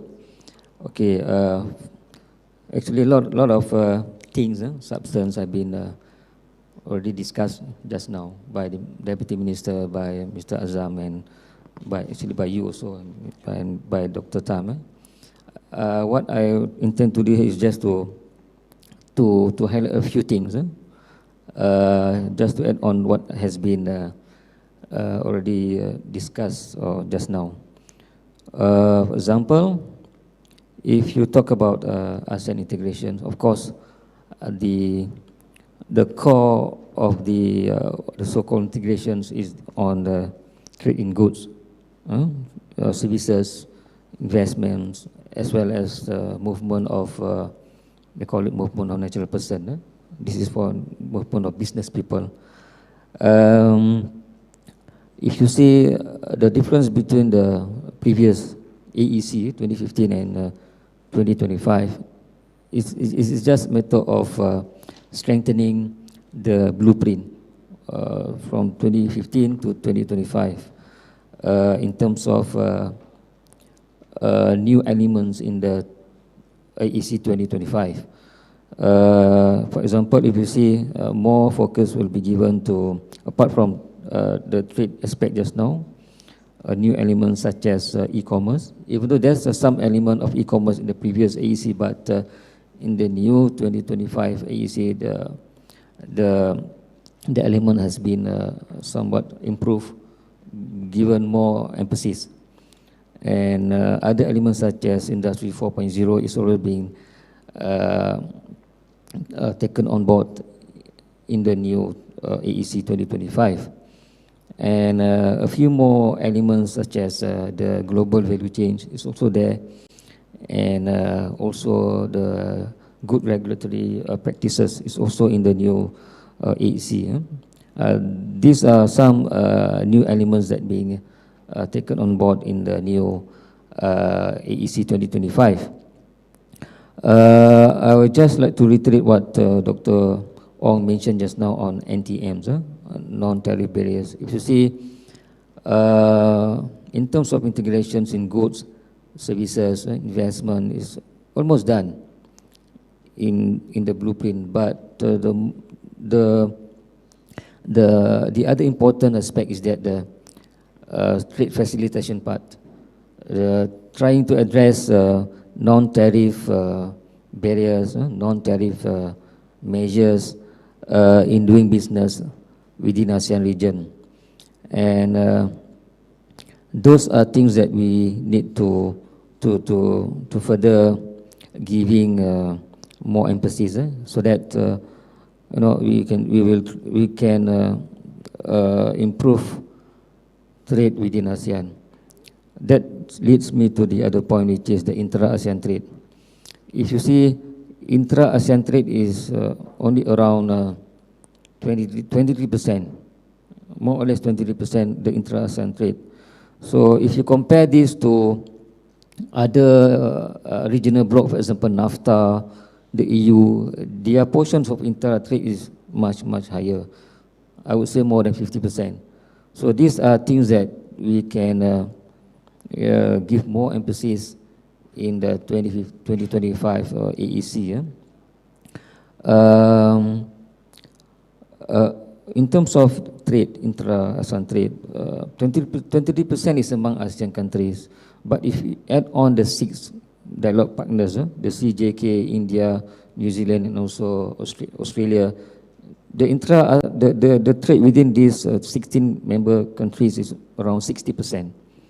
Meaning to say the remaining 40% is with the rest of the world. Yeah? That's why these dialogue partners are very important for us also for ASEAN, apart from the ASEAN member states.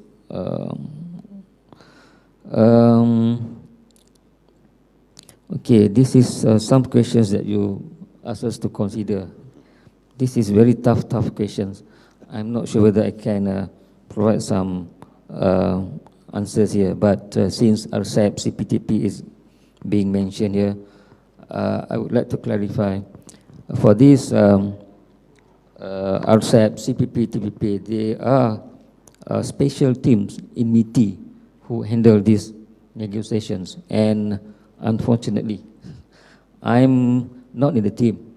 But I can just give you some general status of the negotiations. For example, Professor Tam just now has already mentioned about the progress of the negotiations. Of course, for RCEP, if possible, we want to conclude by end of this year. And if you notice, the intensity of negotiations is very intense now. In fact, now they are negotiating the RCEP, the RCEP now. In terms of the relevant, of course, these regional FTAs, including RCEPs, CPTPP, they are complement to whatever ASEAN has been doing at the moment. Of course, if you see, for AEC 2015, for example, one of the characteristics is that we want ASEAN to be global ASEAN. So this is part of the initiative that ASEAN should go, should embrace. RCEP, for example, these are complementary to whatever ASEAN has done until now. So I think, Dr. Jayan, that's my opening for now. Thank you very much. Thank you very much, Zaid. Now let me turn to Mr. Bun Nagara from ISIS for his opening statement. About 7 minutes, please. Thank you. If I do go over 7 minutes, please let me know, because I don't have the time with me. Oh, no obviously. I'll just begin with a consideration of the questions to consider briefly, and then I'll go into some of the background that may help to explain some of the answers I provide. Firstly, how do you assess ASEAN's performance? I think basically it is the performance is as good as ASEAN countries can make it, given the vast differences between them, not just in terms of economic levels of economic development, but also of culture and histories, as well as their colonial legacies, quite different. Has it realized its original vision? Obviously not, because ASEAN has a long way to go at whichever point of development of ASEAN we wish to take. The very fact that ASEAN has come up with 3 pillars of the community, aspects of the ASEAN community to aspire to, shows that this is so much more that ASEAN has to achieve. Is it evolving to face key challenges adequately? Well, ASEAN has always been evolving, and it always evolves to fit whatever conditions it faces, and also to satisfy the needs of ASEAN at any one time. As for whether ASEAN has got the balance right between economic, strategic, and security, well, it's always a matter of constant adjustment, because you never get the perfect combination, especially when global circumstances change, whether it's economic, strategic, security, political, or whichever. So ASEAN has always had to adapt, and its adaptability is its strength. This adaptability, the quality of adaptability, is often referred to in ASEAN speak as resilience. ASEAN resilience is what keeps it going, what keeps it there, and which will take it to the future. How will RCEP, CPTPP, and so on affect ASEAN in its future? Will it strengthen or dilute its role and function? Well, it depends. I think RCEP is fundamentally different from CPTPP, not just in terms of membership, but significantly because it includes all members of ASEAN, whereas CPTPP does not. And because CPTPP does not, whether or not and how, if it does affect ASEAN, depends on whether CPTPP is significant and effective or it is not so significant and effective. If it is significant and effective, then it is likely to divide ASEAN between members and non-members of CPTPP. At a time when we are still trying very hard to build an ASEAN economic community, when you have haves and have-nots among members, that's likely to lead to a division. And that's not going to be good for ASEAN unity, nor is it going to be good for ASEAN centrality in relating to countries outside ASEAN. Whether to strengthen or dilute its role, well, we'll have to see. As far as RCEP goes, if ASEAN can hold a line in dealing with bigger countries within RCEP, then I think ASEAN is likely to grow stronger. There will be an impetus for uniting countries within ASEAN in order to preserve and extend ASEAN centrality. And I think ASEAN really has no choice but to do that in order to protect its own interests and the interests of its members. Will ASEAN be more or less relevant 10 years from now? I think, of course, this is speculation. We don't really know. We are not professional fortune tellers, at least I'm not. I suspect it is likely to grow more relevant, probably because of what is happening now in the larger Asia-Pacific region, some would prefer to call Indo-Pacific, and that is the growing interest of major powers in this region. It's not just China and the US, but also Russia, India, the EU, even Britain if it comes after Brexit, as well as South Korea, Taiwan, and so on. Australia also, although it has not quite stated that officially, because of the problems that Trump USA is bringing up to the Western Alliance. And will ASEAN still matter 50 years from now? I hope so, and I think it will be. In fact, I suspect it will not only matter 50 years from now, but it is likely to be even more important, precisely because of the issues I mentioned earlier, the growing interest and involvement of major powers in this region. ASEAN member countries are, above all, very jealous of their national sovereignty, and in order to preserve their individual respective national sovereignties, they realize that in coming together in ASEAN, ASEAN is the best guarantor of that. Because on their own, they're likely to face more problems from the bigger countries, East and West. And what does the private sector want from ASEAN? Well, to me, private sector is not just the corporate sector. It also involves civil society groups, non-governmental groups, professionals, professional associations, and so on.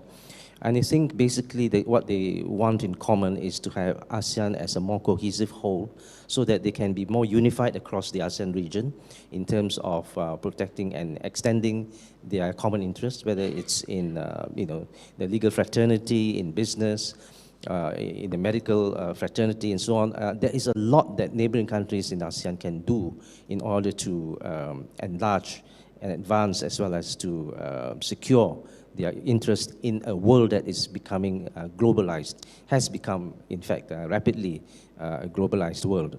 So very briefly, it's about protecting individual and national interests within the larger collectivity known as ASEAN. And that makes ASEAN the most viable and effective instrument for doing that for member countries. Now, just a bit of background, if I may. Probably the best way to misunderstand ASEAN is to listen to ASEAN official statements. It's said ever since the formation, establishment of ASEAN back in 1967, that ASEAN is there to further the common cultural and economic interest of member nations. Well, not quite. That's the official line, but ASEAN is there mainly for political and security reasons. But then the assumption, common assumption tends to be that because of the Cold War, ASEAN has come together as a region of non-communist countries and so on. Again, no. Political and security in terms mainly of the kinds of challenges or even threats sometimes faced by ASEAN member countries from other ASEAN countries. And that is because of the problems we had over borders, territories, disputed claims on land or sea territory until today. And that's one of the reasons why ASEAN countries cannot form a common ASEAN security force. Regardless of the need for it in this region, we cannot do that because territorial and nationalistic claims, when they are in dispute, continue to be in dispute, don't work very well with a common security force because security is still ultimately national security for ASEAN member countries. And as a result, ASEAN will continue, I think, principally because every ASEAN member country needs ASEAN in order to protect and safeguard its own national interests in terms of confidence building, as well as building constantly, but also gradually, a community of more like-minded states over a long period of time, which also explains why ASEAN works slowly. It's an organic structure that has to grow. It is not something that can be created overnight with a contract. It doesn't work that way. And ASEAN itself, if you look at the communist threat facing ASEAN countries in the decades before, every single communist-inspired or communist-backed insurgency has been a domestic insurgency. They had little or no integration or coordination among the different ASEAN countries. Everyone was a homegrown insurgency, and they had little or nothing to do with the Cold War. Remember that since the late 1950s and officially expressed in the early 1960s, the Cold War was essentially between the US and the Soviet Union. China opted out, so following the Sino-Soviet split at that time. And Maoist China at the time saw itself as a third world country that was quite distant from the Cold War of the two superpowers, the US and the Soviet Union. And in this region, although the domestic insurgencies were inspired by China, and China provided very little support, mainly in terms of morale or moral support, rather than material or other forms of assistance. It was actually only Vietnam that had links with the Soviet Union. No other country in this region had that Cold War link with the other side. But Thailand itself in particular felt very vulnerable. Not only was it the southern tip, well, it considered itself at the southern tip of the mainland Southeast Asia, but because of the sizable ethnic Chinese community in Thailand, that Thai authorities were unsure of their allegiance to the nation or to China. Although that applies, or applied at the time to several other ASEAN countries, Indonesia, Malaysia, it was particularly felt in Thailand because of its proximity to the CLMV countries. And also, the year 1975 is pivotal because in that same year, at least three significant things happened. The Pathet Lao won power in Laos, and also the Viet Minh made advances in Vietnam, and the Vietnam War ended, and signaling pullback of US forces. And Thailand felt that it really needed to be an ally of the United States. Now the thing is, this region, Southeast Asia, has seen several regional organizations come and go, but ASEAN has been the only one that remains. To name a few, there was ASA, as the Association of Southeast Asia, consisting of only 3 countries, but it didn't last very long. So it ended, and we say putus asa. There's a loss of interest. There was also Mafilindo, also involving 3 countries: the Malaya, Philippines, Indonesia coming together. Mafilindo. It seemed to go on for a while, or was about to, but it lasted all of 1 month, because Malaya at the time, on the way to becoming Malaysia, felt that it was really an underhand way by Philippines and Indonesia to disrupt the formation of Malaysia. Because Indonesia was against Malaysia, as you know, and Sukarno, very soon after Mafilindo, launched his confrontation campaign against Malaysia. The Philippines continues to have a claim on Sabah, and so on. So it was a time of great instability and doubt. And Malaysia opted out very quickly. Mafilindo was dead.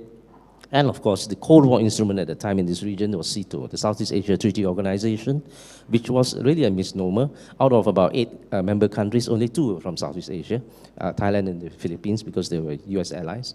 The others, principally Indonesia and Malaysia, who later became the key members of ASEAN, did not want to be part of SEATO because it was a Cold War instrument, and we were non-aligned countries.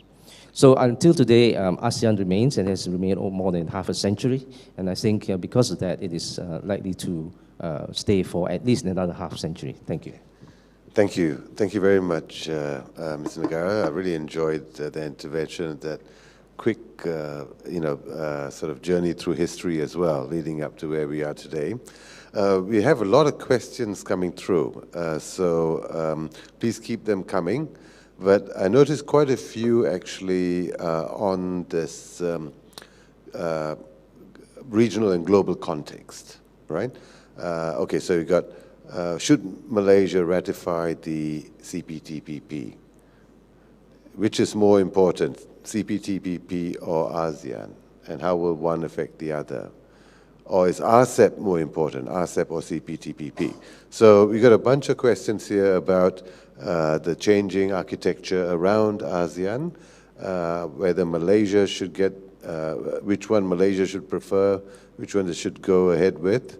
And also, I just tag on a few questions here relating to OBOR, which is no longer OBOR, it's Belt and Road Initiative of China, headed by China.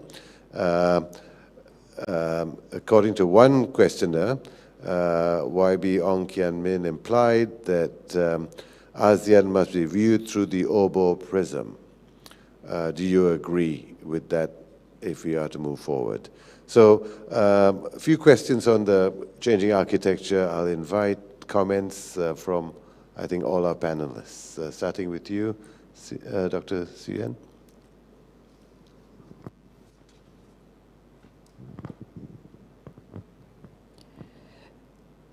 If you look at the membership of the RCEP and the CPTPP, they are quite different. Therefore, the choice should not be either or. I think the choice for moving forward for Malaysia, and I feel this very strongly because Malaysia is a small open economy without a large domestic market. Therefore, for our firms, and I speak from the point of view of the SMEs, for the SMEs to become competitive and cost competitive, they have to grow beyond the domestic market, because it is only when you export and you are able to produce for a larger market that we can reap economies of scale.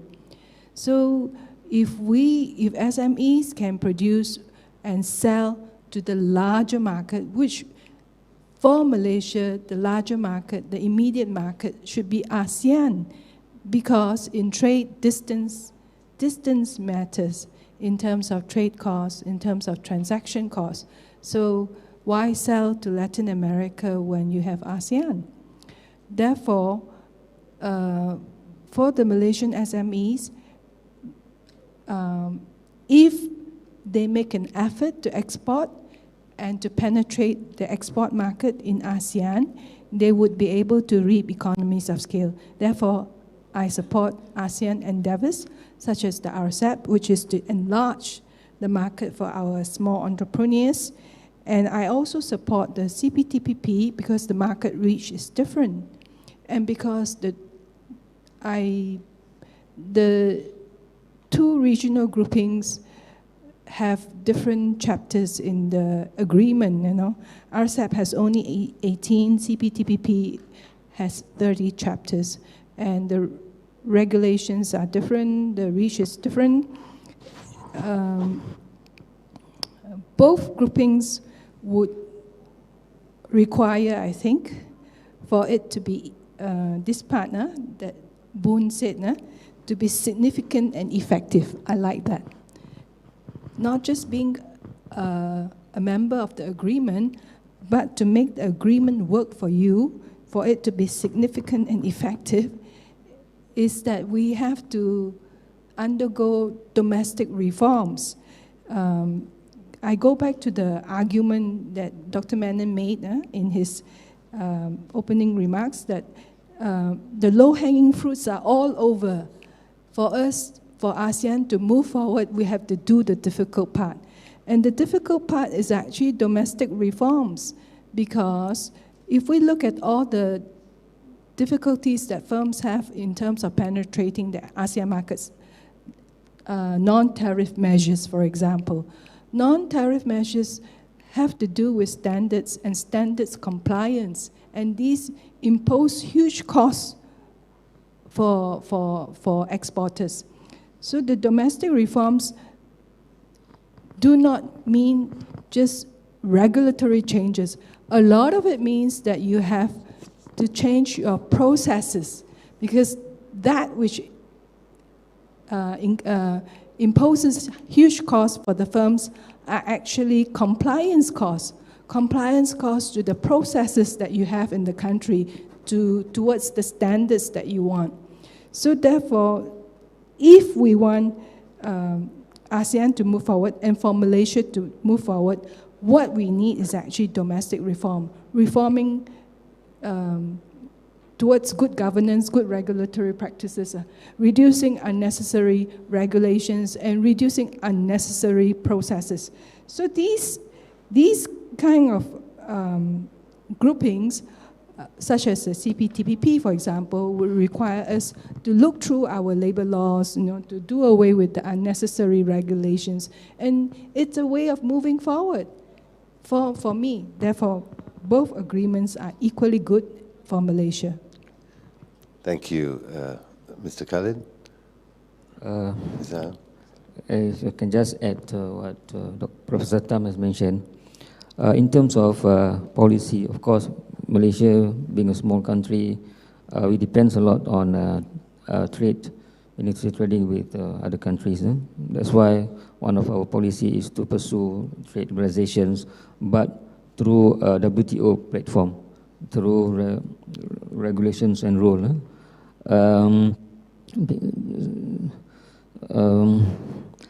That's why if you see people mentioning about RCEP, CPTPP, of course we are one of the countries in RCEP, also CPTPPs, but before we embark on negotiating these two FTAs, we have done the so-called cost and benefits analysis.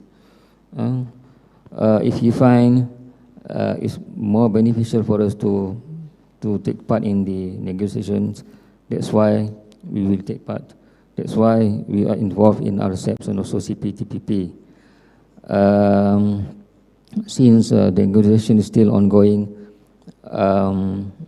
I will not touch more details on that, but what I want to say here is that if the FTAs, regardless of not necessarily RCEPs or CPTPP, but any FTAs, it will benefit our people, our businesses. Of course, we will sign and we will ratify. People say about ASEAN just now. Of course, ASEAN is quite limited. Now our FTAs is more on, in terms of goods, we are relying more on AFTA. And if you see, in terms of tariff collaborations in ASEAN, in AFTA, overall is already around 98% zero tariff among ASEAN countries. For Malaysia, is already 99%. For the four countries, CLMV is around 98%. That's why if average is around, 97%. That's why if you average for the whole 10 ASEAN member states, it's around 98%.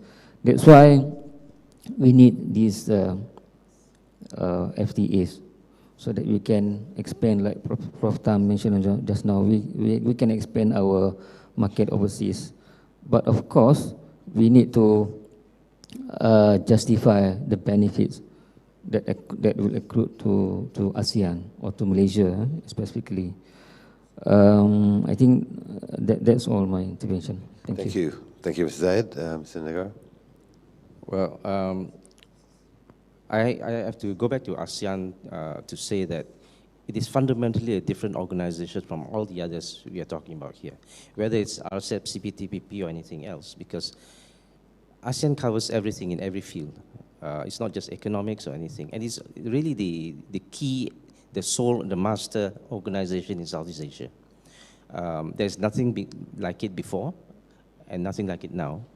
Probably nothing like it in the future. And ASEAN is possible, and it's been there for more than half a century, as I said. It's possible, and it's possibly going to last a long time, as it has already lasted, because it has hidden strengths which are seldom, if ever, recognized. For example, it has a way of working that seems imperceptible to many people. There are very few textbooks on ASEAN, and where there are any at all, I think they hardly scratch the surface of, telling people how to understand ASEAN. Because the way ASEAN works is, I think, is a mystery to many people, including many people in ASEAN countries. And basically, it is this, going back to the term resilience as a strength in ASEAN, a factor. Through this resilience of working, which is basically to protect its own interest and the interests of its member countries, ASEAN will not really accept but develop whatever institution or idea that is good for it. Whatever works for ASEAN and is to ASEAN's benefit, that will flourish as far as ASEAN is concerned. But whatever organization or concept that does not work for ASEAN or works against the interests of ASEAN will be sidelined by ASEAN. Can I tag on a question to that? Because the second most trending question right now is exactly what you were referring to, in a sense. And that is, do you see ASEAN's non-interference principle as a primary obstacle to create a single market, as the institutional interest is higher than economic interest? So does ASEAN need to change, and in particular in relation to one of its defining sort of principles, which is non-interference, if it's going to pursue greater economic integration? Well, actually, this is one of the examples of a common misunderstanding of ASEAN, and that is, the non-interference principle is unique to ASEAN, which it is not. Non-interference among member countries of the UN is right there in the UN Charter. This UN does principle. it have to get rid of it, is the question? No, I mean, then the UN has to get rid of it. It is common to all UN countries in the UN Charter itself that you do not interfere. The only countries that interfere are superpowers that invade other countries. I mean, what else? How else do you interfere? Okay, so right? let me try and interpret what I think the questioner is asking. It's not my question, but I think, look at the EU. They do give up some sovereignty, and there is some common sort of positions that need to be taken, which will affect national policies, conditions. How far can ASEAN go about in giving up sovereignty, let's say, in terms of pursuing its economic objectives? Perhaps that's what's being asked. Okay, yeah. I get your point. again, a common misunderstanding here as well, so if I may say so. ASEAN is not like the EU and was never intended to be. The EU hopes to become a super state, continental-wide super state. ASEAN never imagined becoming something like that, and it's not going to become something like that. Degree, though, how far, it'll never become the EU, doesn't want to be the EU. How close do you think it needs to get while still preserving its identity and allowing greater economic integration? Yeah. What's the trade-off? The most accurate answer I can find is that ASEAN will go as far as it needs to by member countries, and as usual, according to the lowest common denominator, to which the country which is least comfortable with it is most comfortable with. I think that is the level we can define. Again, very normative, I know. Yeah. It's not very, in terms of hard facts and figures or data, because it is something indefinable. That's ASEAN.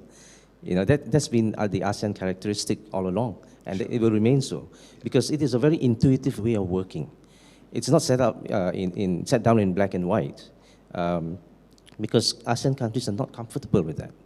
They need a degree of flexibility, which relates to resilience, as I said. So there's room for maneuver and adjustment.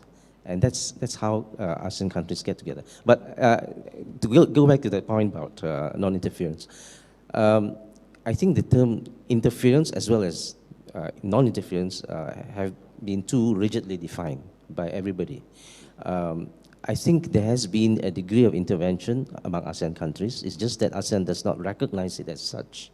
Officially, it does not happen, but there is a form of pressure, when necessary, on certain erring countries, that may be a problem to the rest, and it happens. It's just that it's not called interference in ASEAN speak.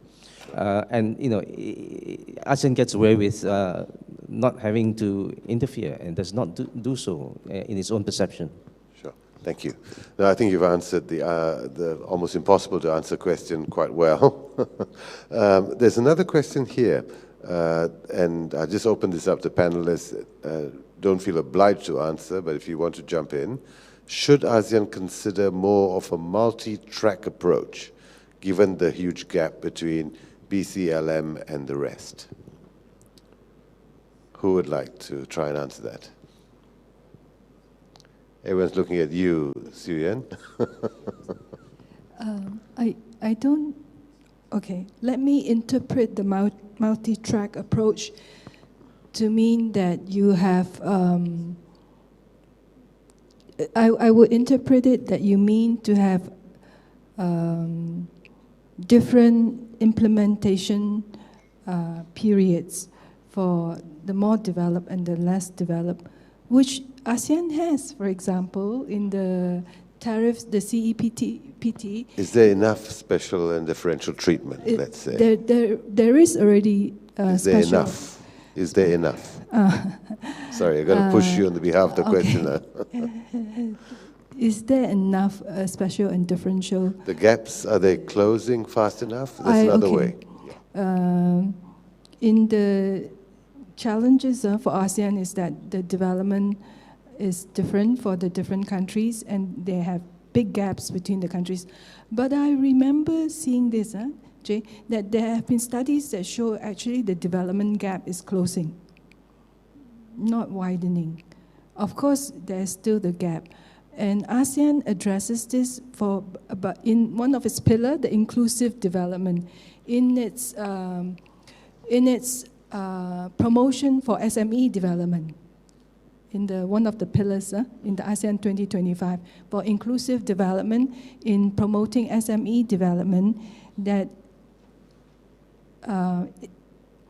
apart from capacity development through the initiative for ASEAN integration, that we have the more developed ASEAN member countries helping the less developed ASEAN countries to develop capacity building through the IAA initiatives. We now have actually the SME development in recognition of the fact that SMEs are the bulk of the enterprises in all ASEAN countries, and therefore building the capacity of SMEs is tantamount to a sort of bottoms-up approach towards closing the development gap. That if we can actually improve the capacity of the SMEs to access the ASEAN market, for example, we would be able to help each country to grow faster, develop, and to catch up in the development. So I would say that there are initiatives. As to your question, whether these are enough, ultimately depends on how well these initiatives are being implemented. I think my assessment is that there are initiatives, but of course, in ASEAN, the whole question is not about initiatives. The whole question is about how well these initiatives are being implemented. So, so it comes back to the question, are they being well implemented? Okay, so there's a question, I think, which is really well suited to you, Mr. Zahid, and it says, how influential is Malaysia in ASEAN, particularly in pushing for economic integration and consensus building? And tagged to that is, I guess, the issue of, should Malaysia be playing a bigger role as a member of ASEAN, being one of the richer countries, and also whether will Mr. Jokowi play the leading role soon? So you don't have to answer the last one, but certainly the first one. This is a tough one. If you see, Malaysia is one of the founding members of ASEAN, and we have been quite vocal at certain times. For example, our ministers, like YB, Dr. Ong mentioned just now, we are quite vocal in terms of NTM just now, non-tariff barriers, because we want to do trade with our ASEAN members, the other member states. But sometimes there are some obstacles that hinder trades, and one of them is NTMs that we are very vocal in. Actually, what ministers mentioned just now, Malaysia, we propose something in the ASEAN platform, and that's being adopted by the ASEAN member states. I think that's one of the more important one that Malaysia has played our role. Thank you. Thanks. Yeah, quickly, because I have one more question for you. Yes. Well, I think Malaysia has in the past played a very active role in ASEAN, and it depends on who makes up the leadership in the country. Under Tun Mahathir, Malaysia has always had a very active foreign policy role, including in ASEAN. And I think you can look forward to that pretty soon, because following the elections last year, the focus has initially been, of course, on domestic issues for obvious reasons. I think ASEAN has a special place in Malaysian foreign policy, because not only in the first 5 original members, but even with ASEAN 6 when Brunei joined, Malaysia was the only country in ASEAN with borders with all the other member countries, either sea or land borders or both. With the entry of CLMV countries later on in ASEAN, then Malaysia was no longer the only country with borders with the others. But still, Malaysia retains its central position in ASEAN, geographically at least. And because a lot of the issues and challenges in ASEAN has been over bilateral issues and challenges, it does have a special importance for Malaysia. We talk about ASEAN centrality now, but Malaysian centrality in ASEAN has always been the case. So we have about 7 minutes left, and I want to give everyone a minute and a bit to have their final concluding remarks. But one last question, and maybe we can start with you again, Mr. Nagara.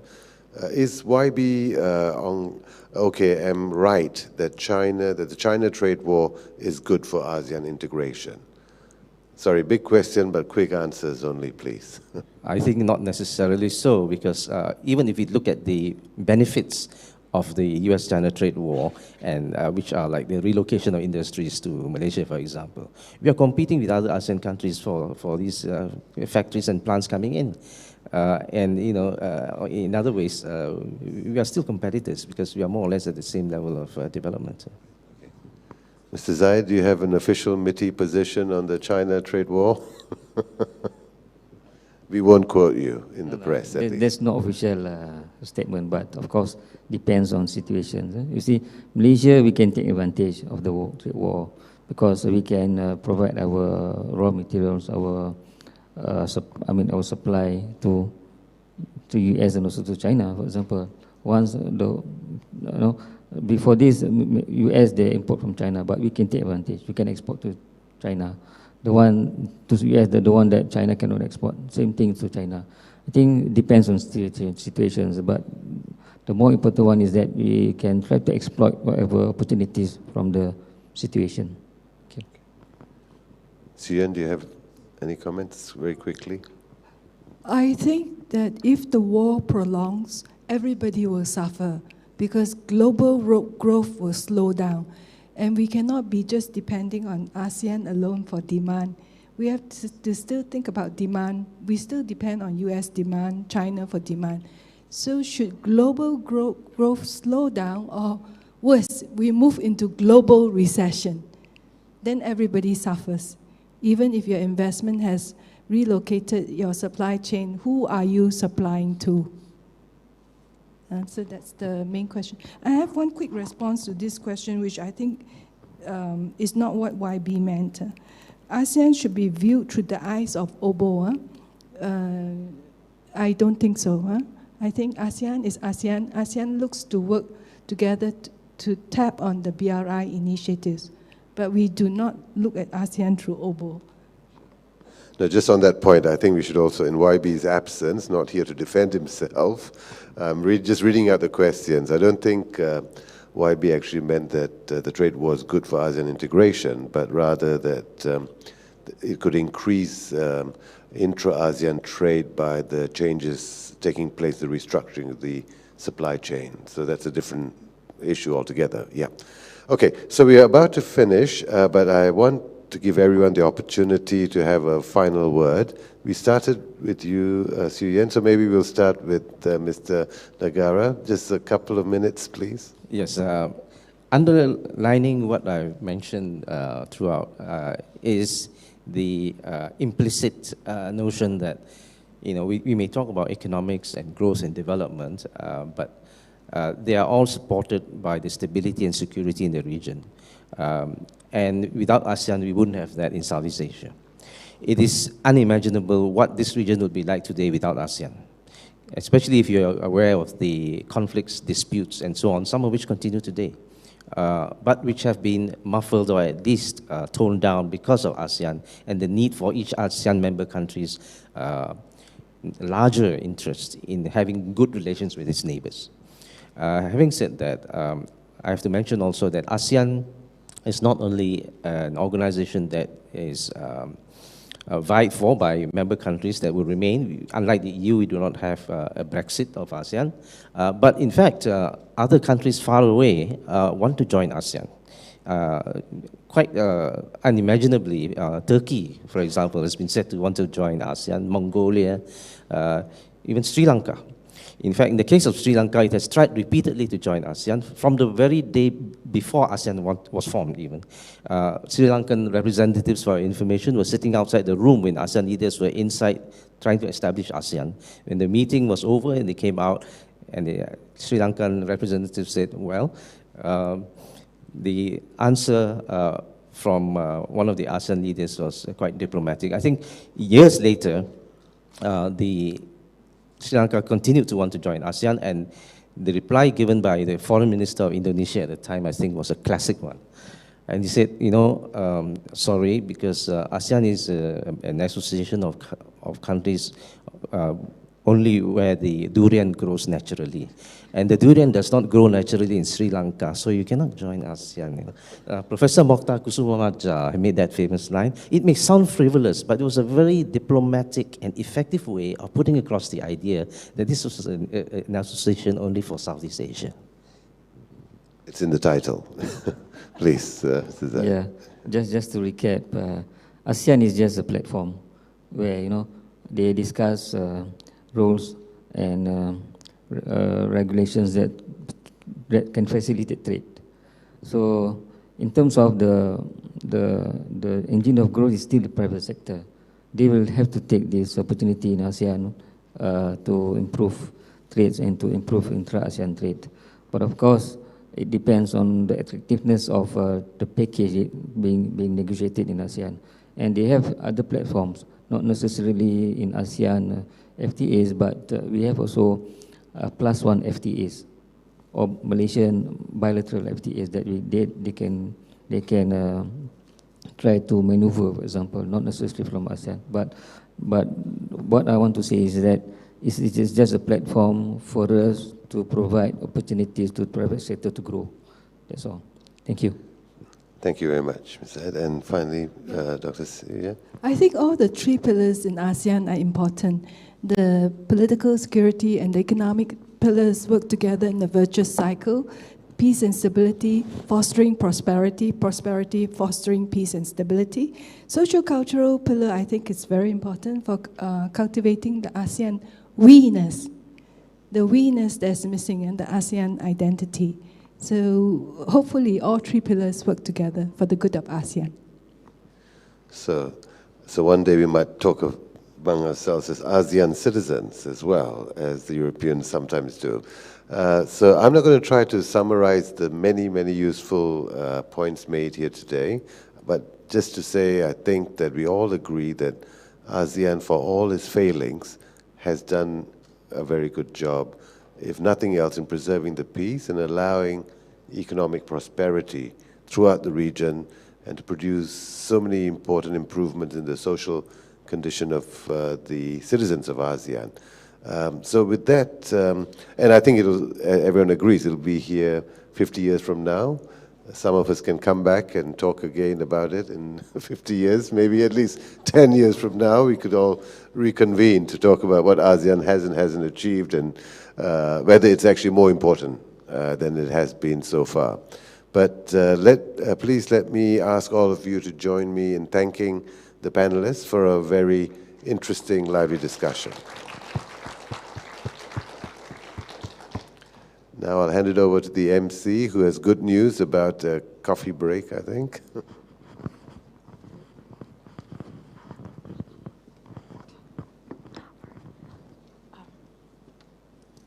All right. Thank you, Doctor and esteemed panel members, for that very thought-provoking discussion.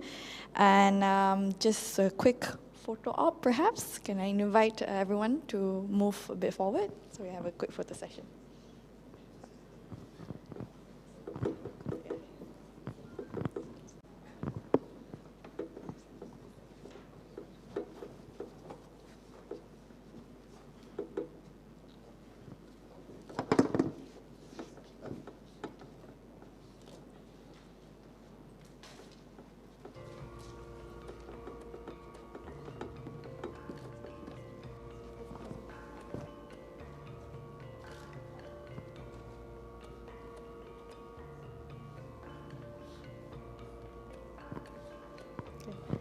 All right, audiences, I think just to announce the good news also, please, to the side, we have some refreshments waiting for you, just to give us a break before we continue on to the next panel. Do help yourself. 15 minutes break.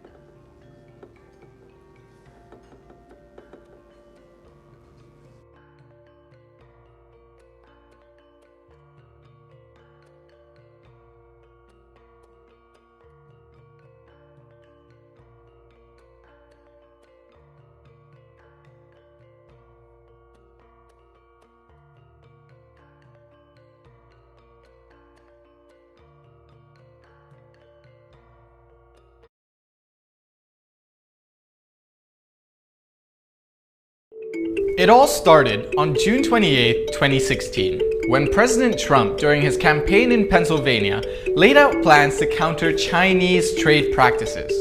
From September 1st of this year, after yet another round of tariffs on $300 billion of Chinese imports, the US has implemented a tariff levy on essentially every single Chinese good that it imports. Now, zooming in on the eastern part of the world, China's economic integration with the Association of Southeast Asian Nations, or ASEAN, has been growing. And this integration has been accelerating amidst the trade and political tensions with the US. Prior to the trade war, ASEAN's economic ties with China were already intense, which is evident in the free trade agreement between ASEAN and China, and also the fact that China is already the main trade partner for every single ASEAN country. The trade war has sped up a process that was already underway in the region, which is the relocation of lower value-added manufacturing activities from China into Southeast Asia. Attracted by the relatively lower wages from smaller ASEAN economies, the increasingly skilled workforce, and the natural resource abundance, Chinese firms have looked to its ASEAN partners to find a way around the negative effects of the trade war. Some ASEAN countries, such as Vietnam, Malaysia, and Thailand, have somewhat gained from the Chinese trade diversion and production-based relocation. As both China and US have tariffs on the other's products, some firms in ASEAN have experienced increasing demand from both Chinese and American firms who have diverted their trade to ASEAN countries to buy products tariff-free.